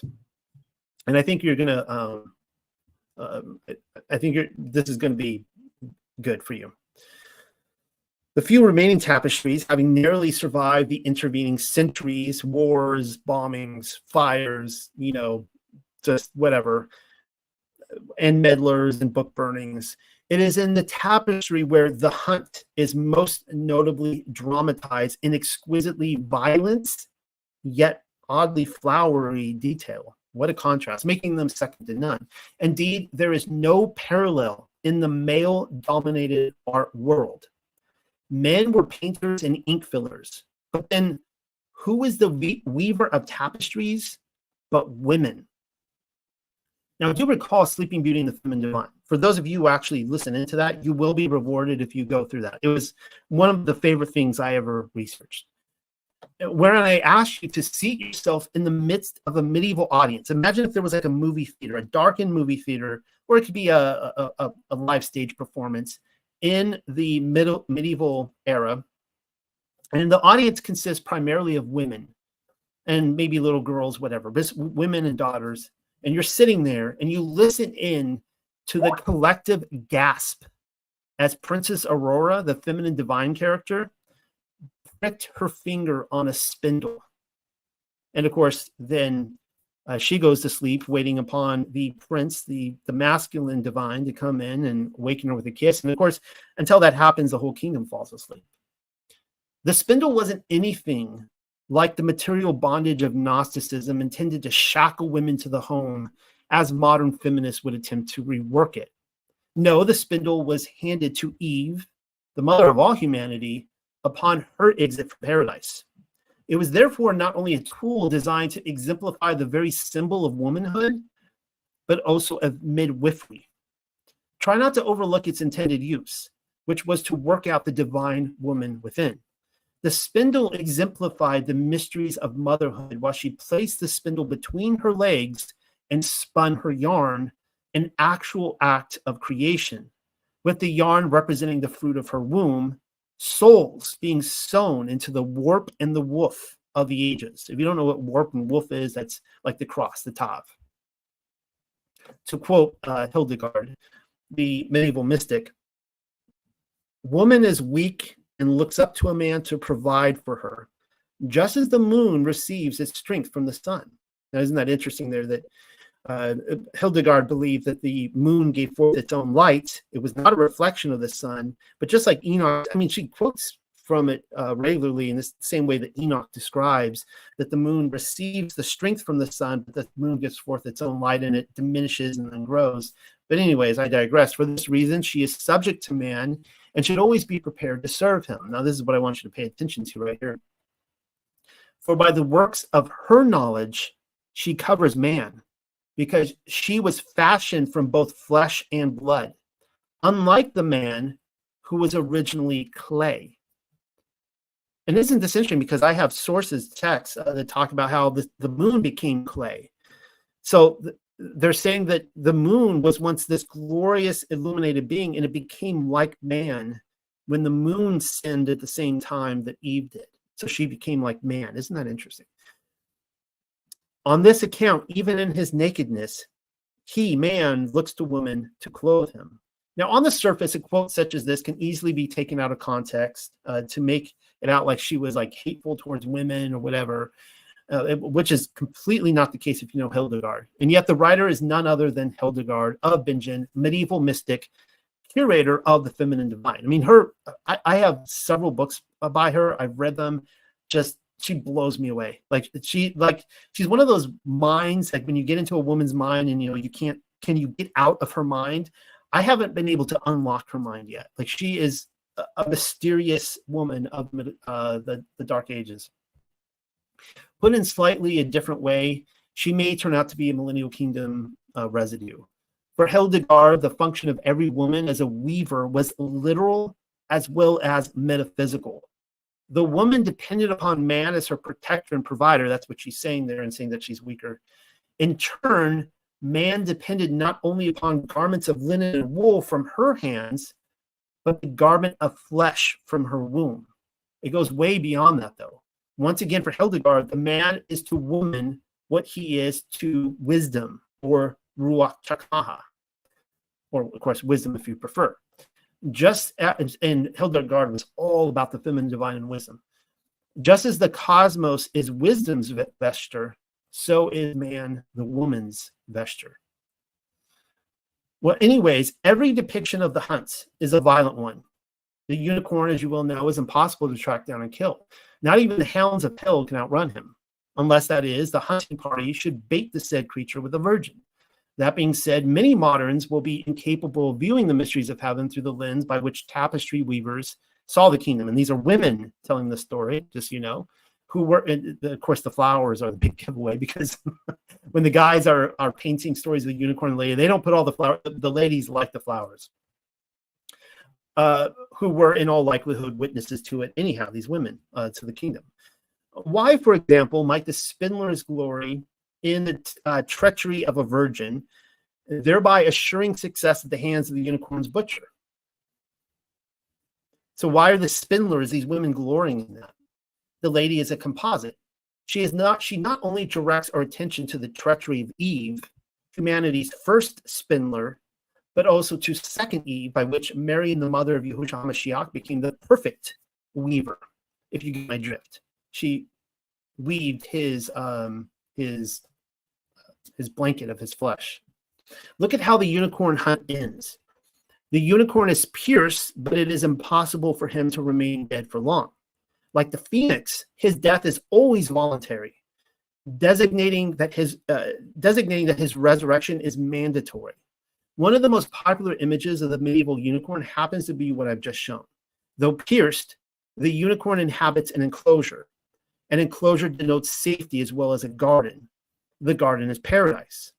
And so with woman's treachery, Miriam of Magdalene fell from grace, but then she too mastered the second Eve role. I've covered all this in the past, having reclaimed her status as a betula through penitence, quite literally becoming the betrothed of the second Adam afterwards. Therefore, it is Miriam of Magdalene whom the daughters of Zion modeled themselves after. And in fact, the earliest, I really need to make a focus on that in an upcoming presentation on showing that it was the controllers later who scrubbed her and they put all the attention on the mother as kind of a misdirection. The spindlers are telling their story. Their kinsman redeemer has granted them access to Mount Zion. And so his being uncontrollably drawn to them like a lover, even though it necessitated his death, is a biography which they could glory in. And remember Justin Martyr's glorying in the unicorn cross. Now, this is kind of where this is really interesting too. So pay attention to this tapestry on the left over here. You may have noticed that not every unicorn hunt scene involves a lady. I am showing you one richly woven tapestry, tons of flowers in this one as well, which depicts a unicorn dipping his head into the water, thereby exposing himself to the impending slaughter. What gives? Oh, she's there all right. You just have to know how to look for her among the symbology. On closer inspection, the water flows from a fountain. Like the horn penetrating the water, the fountain is both phallic as well as a feminine chalice or grail symbol. I have already shown the image of a unicorn dipping his horn into the water some pages ago, though at the time chose to put off the water discussion in favor of her maternity. In both instances, the unicorn is kneeling in front of the water so that he might purify it with his horn. In this way, he is offering his soul as a sacrifice so that all the other animals can quench their thirst in the water of life, which his horn has anointed. The scene is dualistic to the core. The sacred moment by which wild animals sit subdued in perfect harmony is contrasted by the darkness which closes in upon them. So why don't you take one more look at it there? You can just see that there's the phallic / feminine fountain. They are both combined together. Male and female meet. You have this unicorn exposing himself to his betrayers over here, coming in, flanking him from all sides, kind of netting him in this garden of paradise in which he is giving his life knowingly by purifying this water so that all these animals can drink from it. And of course, you see the same thing happening over here in the lap of the lady purifying the water. And of course, in this one, the unicorn is actually drinking from the water. Now, this is where it gets really trippy right here. Take a moment and look at this. The Da Vinci with this unicorn tapestry, they're the same picture. You can see there the V between, John, right? But I go the Mary Magdalene route on this. You can see the V here, which is, of course, the feminine symbol. The chalice, because there is no chalice on this table, there is no grail, which is really interesting. You can see the same kind of V over here. You can see the same 12 people over here, where the Christ figure would be right here would be the fountain going down, purifying the water below. So it's pretty much the same picture. It is no coincidence whatsoever that the unicorn hunt tapestry is directly compared with Leonardo da Vinci's Last Supper. Tell me that's not a match. A scene which has Mashiach renewing the covenant of Yirmiyahu, that would be Jeremiah in chapter 31, on the night of his betrayal is compared with a unicorn purifying the water promised to the Samaritan woman in John chapter 4, also betrayed. Where Mashiach is seated, the phallic fountain is featured, front and center. Though the cup of the covenant is strangely missing from Da Vinci, the feminine V-shaped stage left of Mashiach notably marks the appearance of Mary Magdalene. Of course, that's my opinion on it. You can come to your own. Of course, the chalice is the fountain from which the water flows. Of the two, which is the chicken and which is the egg? Official history assigns the Last Supper to the whereabouts of 1495 through 1498, whereas the unicorn tapestry, interestingly enough, is dated between 1495 and 1505. So which came first? Maybe Mr. Da Vinci was not as original as we think. Maybe, I don't know. Maybe he took it from that. Or maybe there was a third source that we haven't, that I haven't identified or has not been identified. All right, so this right here, kind of changing course right here, we see all these garden shots. Most of them, we see the Annunciation of Mashiach with Mary the Mother. Though in some of the others, we just see a garden scene that takes place in paradise. It does not include her. Or we see, this would be Susanna, the song of Susanna here with the two pervs staring at her, or just a different, random scene here in a garden with a bunch of women. Yet another aspect of the medieval bride is the hortus conclusus. It is a Latin term meaning enclosed garden, and is quite literally a medieval genre in and of itself. Quite often, the nativity is annunciated in the hortus conclusus, though we are given many depictions of women lounging around in them aside from Mary and the Mother. The invasion of Shoshana in the Saints of Savior Garden, that's, in the Apocrypha, for those of you who may not have read that, please read it. It's 10 minutes, 15 minutes to read it. It's a phenomenal book. Victim to the prying eyes of two pervs comes to mind. Hands down, though, my absolute favorite of the bunch would have to be the Little Garden of Paradise, which was painted by a mystery artist simply known as Upper Rhinish Master, possibly from Strasbourg. In that one, we are shown the inhabitants of the Blessed Realm taking in the different senses, which is kind of interesting because we see the different senses there. And we're going to finish tonight with the line in the, not the Lady in the Unicorn, where they also deal with 5 senses, I believe, in paradise. A crowned woman is enjoying the self-education of a book, while at her feet an infant learns to strum, a boy picks flowers from a tree, and a winged angel interacts with youths. So just give you a kind of a glance at it right there. That it's one of my favorite medieval illustrations, period. Just period. I love it to death. It just really gives me a great sense of just, I guess, shalom, just peace.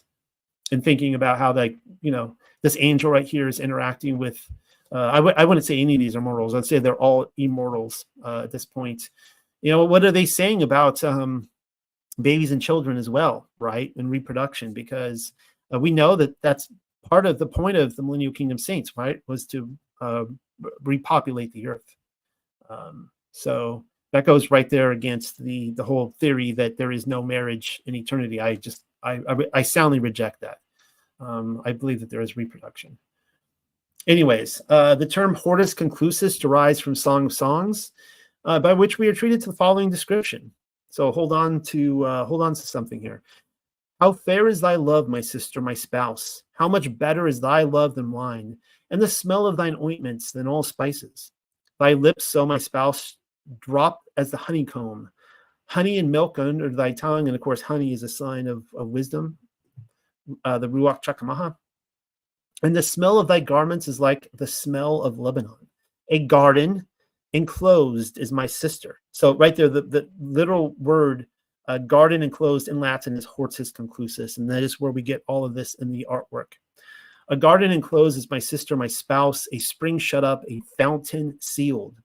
Thy plants are an orchard of pomegranates with pleasant fruits, campfire with spikenard. Spikenard and saffron, calamus and cinnamon, with all trees of frankincense, myrrh and aloes, with all the chief spices, a fountain of gardens, a well of living waters and streams from Lebanon. Song of Songs, chapter 4. The bride is likened to a garden from which we find pleasant fruits. a feminine attribute for sure, and a fountain of living water. Make a mental note of the fountain. Specifically, the spikenard directs us, again, sorry to do this to you, but it directs us to Miriam of Magdalene in the Song of Songs connection. It's the only other reference that I can find in all of Scripture. Actually, earlier in the book, the beloved of the writer of Song of Songs comes before him with nard while he's sitting there with his entourage and says, and the sign of the nard being cracked open is a sign that they will be enjoying their conjugal relationship later that night. Is a sign that the betrothal has come to an end. And anyway, it says she's the one who cracked open the nard and anointed Mashiach with it. And that's the same scene where she is bareheaded and she throws herself down at his feet, which is, again, referencing what Ruth did with Boaz. In fact, you will want to recall that Miriam is the only cross-reference that I can find in all of Scripture, thereby linking the bride with an actual woman. And so with Song of Songs and the Hortus Conclusus, we stumble upon another cross-pollination of the unicorn hunt. The lady whom the unicorn cannot resist is none other than Miriam, the mother of Messiah, sitting alone in her enclosed garden. The fact that Gabriel the archangel is the one blowing the horn, leading the dogs towards the lap of the lady, lends further indication that the unicorn was a spiritual entity on par with the phoenix. Meaning the phoenix was spiritual, but he was also material, right? He came explicitly from the blessed realm, and I believe the unicorn would have as well. He was a resident of the heaven wilderness rather than the inhabitable realm. Prester John even supports that worldview when citing in his letter that the unicorns are under his care. And of course, his kingdom, according to his letter, however you feel about it, happened to neighbor paradise, the furthest east you can go. Inserting the Madonna into the unicorn hunt finally gives the lady and the unicorn its full peripheral vision. The slaughter of the unicorn was one of necessity. Even his murderers fell under the predestined plan of heaven. In laying his head upon the lap of the virgin, the unicorn was capable of becoming manifested through woman, forming a garment through her spindle, if you will. His ultimate goal being to lead his bride back to his own habitation. So he was just so in love with the bride, he just ran before her, even though he knew he'd be slaughtered. But in that slaughter, he was able to lead her back to the king's house. Right. Well, let's see what we read here in the Gospel of John, or Yochanan. And the third day there was a marriage in Cana of Galilee, and the mother of Yahusha was there. And both Yahusha was called and his Talmudim to the marriage.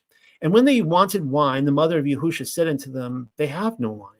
And Yahusha said unto her, Woman, what have I to do with thee? My hour has not yet come. His mother said unto the servants, Whatsoever he says unto you, do it. Yochanan chapter 2.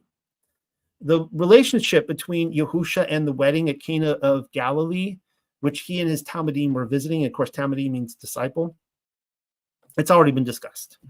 Not in this paper, but elsewhere. No need to repeat that pep talk again.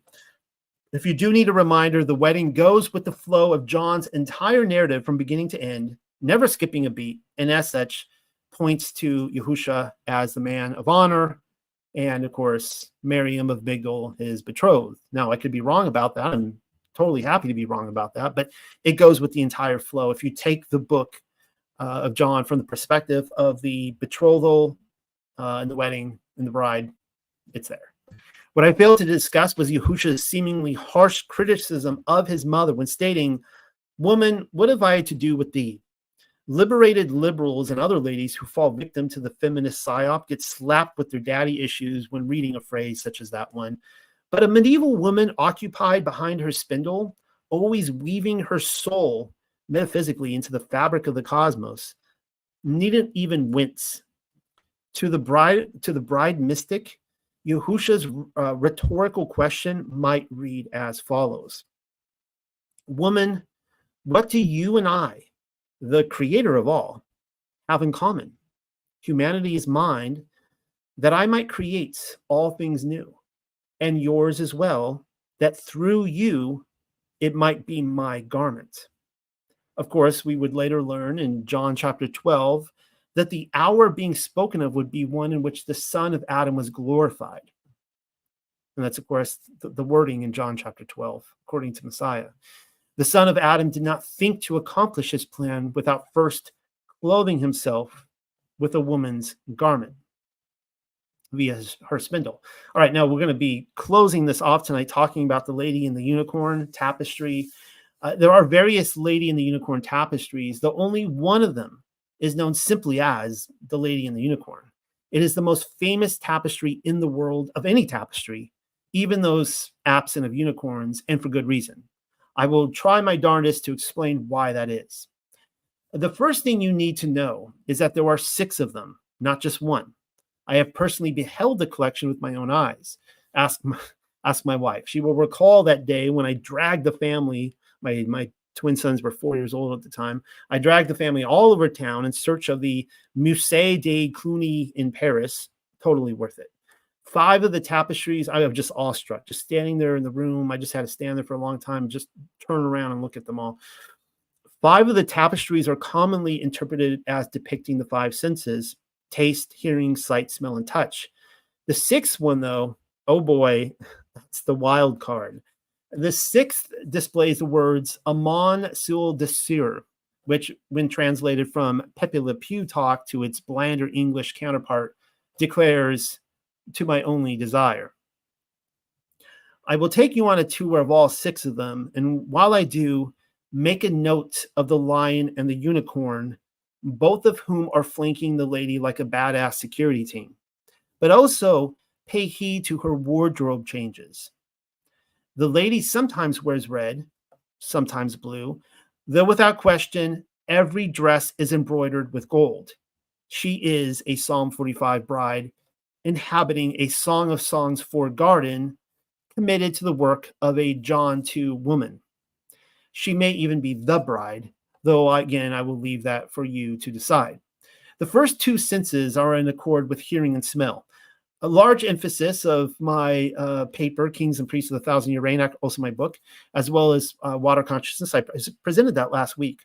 And a few other papers focus upon healing frequencies and rejuvenation of our material reality through the good vibrations of musical sound, as well as our own thoughts, spoken or not. Each tapestry is woven, and that's, of course, what hearing is basically depicting. Each tapestry is woven in the style of, it's called mille fleurs, meaning 1,000 flowers, because of course the women, they would paint very, very violent scenes, but they always had to throw their flowers in there. And there is much to smell. It is late spring, though. I'm more inclined to lean towards the summertime. And come summer, nature has reached its strength and its vigor, bringing the cyclical path of the soul into the equation. As Mystery of the Maypole has shown, I've shown that that summer just so happens to be the celebrated season of the kingdom. All right, it's when nature is full flowered, full lush, between spring, summer, autumn, and then winter, and then the cycle begins again. The next on the list belongs to the sense of taste. So you can see it right here. Is that manna I'm detecting in the chalice? Some of you will tell me those are communion wafers, and that her servant is offering the Eucharist. Since when have little girls been allowed to play the part of altar boy? The Catholic handbook states that girls are only allowed to lead communion in the absence of a priest, and in such an instance, it cannot be considered a Eucharist, since the Eucharist is only something that a male priest can incite. I'd much rather go with unleavened bread, seeing as how the Lady and Unicorn is a Pascha tale. The fallback position would be to say the lady really has a thing for wafers, even though a moment on the lips, as the saying goes, a lifetime on the hips. But then, since when has wafers invoked the sense of taste in your mind's eye? I mean, of all the flavors to go with, surely communion chips wouldn't top that list. No, that's some manna from heaven right there, the food of choice among the resurrected sainthood. And I've, shown that, there are no bathrooms in the millennial kingdom, right? Certainly not for the resurrected. And manna from heaven. I've already covered the passages which state manna was the food of the MK, and that it tasted whatever its eater wanted it to taste like. So manna, I'm sticking with it. So, and that's taste right there. I mean, tell me that's not manna in there. And maybe that's where the whole, the whole the wafers that came from. I don't know. I kind of think maybe they were passing a man in there. All right, looking on. This one gets really interesting right here. So just quick depiction of this. You can see the unicorn looking into the mirror. The lady is very disappointed at the unicorn, and the lion is looking away, like sighing, kind of rolling his eyes at the failure of the unicorn. So getting into the commentary here, in sight, the unicorn happily looks at its own reflection in a mirror while the lady frowns upon him. Much has been made of that one, though here is the short of it. The ancients perceived a mirror image as a reflection of the inner divine, but there's a catch to that, perhaps even a reflection of his soul. The trouble with Narcissus, from which we get the term narcissist, is that he fell in love with his own reflection, and to the point that he did not even pay attention to the beautiful woman who longed for him. His reflection eventually drew him into the pool, to which he drowned, but not before crying out to his beautiful reflection who had forsaken him. In the Mysteries of Pooh, Eeyore the Gnostic, I pointed out that Eeyore is clearly a Gnostic, was never capable of rising above his own reflection. Though Pooh did happen to retrieve his missing member, his tail, from the tree of life in paradise, Eeyore had lost his tail in the thickets of the material realm from which he fell, in his Adamic state, if you will recall. It appears as though he remained a narcissist from that moment forward. Now, I am on record stating that the unicorn is a stand-in for Mashiach, but also for Yasharel whenever the line of Yehuda is invoked. What we have before us then is a morality tale, which is the point of medieval artwork. Should the lady embody a second Eve prototype, then her entire purpose is to reach down from heaven, unveiling for man depths that cannot otherwise be disclosed. Attaining her gives man a method by which he can know of Allahayam's glory, or in reverse term, that of Allahayam, which is communicable to man. And this, of course, I'm talking about wisdom here, Ruach Chakamaha, the Holy Spirit. She is to be the true mirror of man. To quote once more from Hildegard, the medieval mystic, she says, "But the man had no help like himself. So God gave him one, and this was the mirror image of woman, in which the whole human race lay hidden until it should come forth in God's mighty power." The true mirror invokes self-awareness, which is also the woman's purpose with man. Adam and Eve were intended as mirrors, reflecting the glory of the other. Therefore, salvation cannot be achieved through self-contemplation. Narcissism, with its endless quarters belonging to, again, narcissism. Gnosis of the divine is only achieved through the act of turning away from the mirror, from the self, and choosing the contemplation and the service of another, right? So, but Mashiach made that very clear. And that's what he meant by picking up your cross and following him. Man must reflect upon woman as the woman must reflect upon man, thereby growing in knowledge, love, and wisdom together. Which is why the Lady in the Unicorn Tapestry plays a divine role in helping the mortal sons of Yasharel achieve their true potential. She looks at him disappointed because he is fixed upon himself rather than her.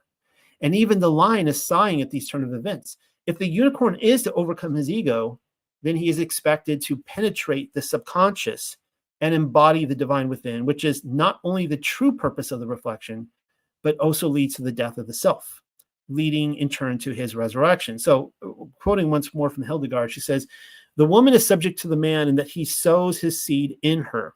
She's talking about sexual intercourse. "As he works the earth to make it bear fruit. Does a man work the earth that it may bring forth thorns and thistles? Never, but that it may give worthy fruit. So also, this endeavor should be for the love of children and not for the wantonness of lust. Therefore, O humans, weep and howl to your God, whom you so often despise in your sinning, when you sow your seeds in the worst fornication, and thereby become not only fornicators, but murderers, for you cast aside the mirror of God and sate your lust of will." What is the mirror of God that you're casting aside?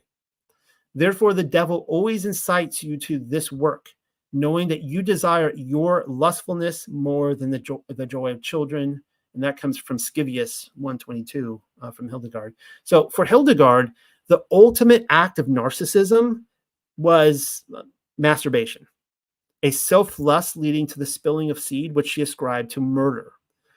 But then notice how she described the woman. The woman is intended to be the mirror of God, of Yahweh.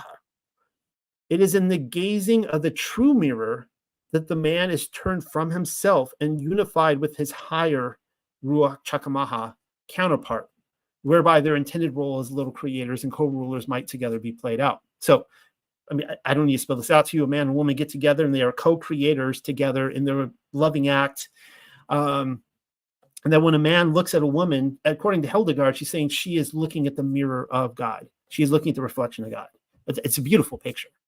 And then when a man turns away from a woman and he, excites himself lustfully, that he is, he's casting that mirror aside. It's his narcissism, right? It's his ego that he's in love with. The last of the five, speaking of which, the last of the five senses is touch. And boy, oh boy, even the lion is blushing. Actually, he's breaking the fourth wall so as to widen our eyes at what is happening as well. And need I spell this out for you? You could just look at the picture and figure this out. The lady has helped the unicorn to overcome his narcissism, it seems. Yes, the unicorn is also a phallic symbol. You've been waiting this entire time to hear me admit it. Well, there it is. Happy now. It's a phallic symbol, which brings us to the final panel. And this is, of course, the most famous one of all, probably the most famous unicorn picture on the earth. It's a beautiful tapestry. It's the largest of all of them, I believe, if I recall right. Not sure if you noticed, but throughout nearly every scene, we are shown two banners. You can look at them right there. There they are, boom, boom, left and right. They are flanking the lady, reminding us of the twin pillars, Jachin and Boaz. We have been over this one already. Some of you will still tell me I've just gone Masonic on you. No, I haven't. The Freemasons stole our heritage, which is what inheritors and controllers are good at. Blame them. Need I remind you again that the lion and the unicorn, when placed together, are there to tell us that Yehuda and Ephraim are harmoniously united, no longer vexing the other as they once did. Now, imprinted upon them is the crescent moon, not to be confused with the crescent moon horns of Ashtoreth, completely different. The crescent moon is not evil, guys. Like, just like the rainbow's not evil. Evil people can take these symbols. That does not mean we have to throw them out. I have gone over this one already. The lady and the unicorn takes place at a specific location within our greater material realm. The crescent moon tells us where it is. The moon is a map in more ways than one. The scene is the hidden wilderness, the blessed realm, the undying lands, paradise. She is a Psalm 45 bride inhabiting a Song of Songs 4 garden. The tent which she is about to enter is the bridal chamber. That's the end of it tonight, guys. I hope you guys enjoyed this. I hope this was insightful for you to to get a new perspective of this medieval artwork, which again, I think is our best guess residue, the best residue we have coming from the Millennial Kingdom. Good night, everybody. We'll do this again.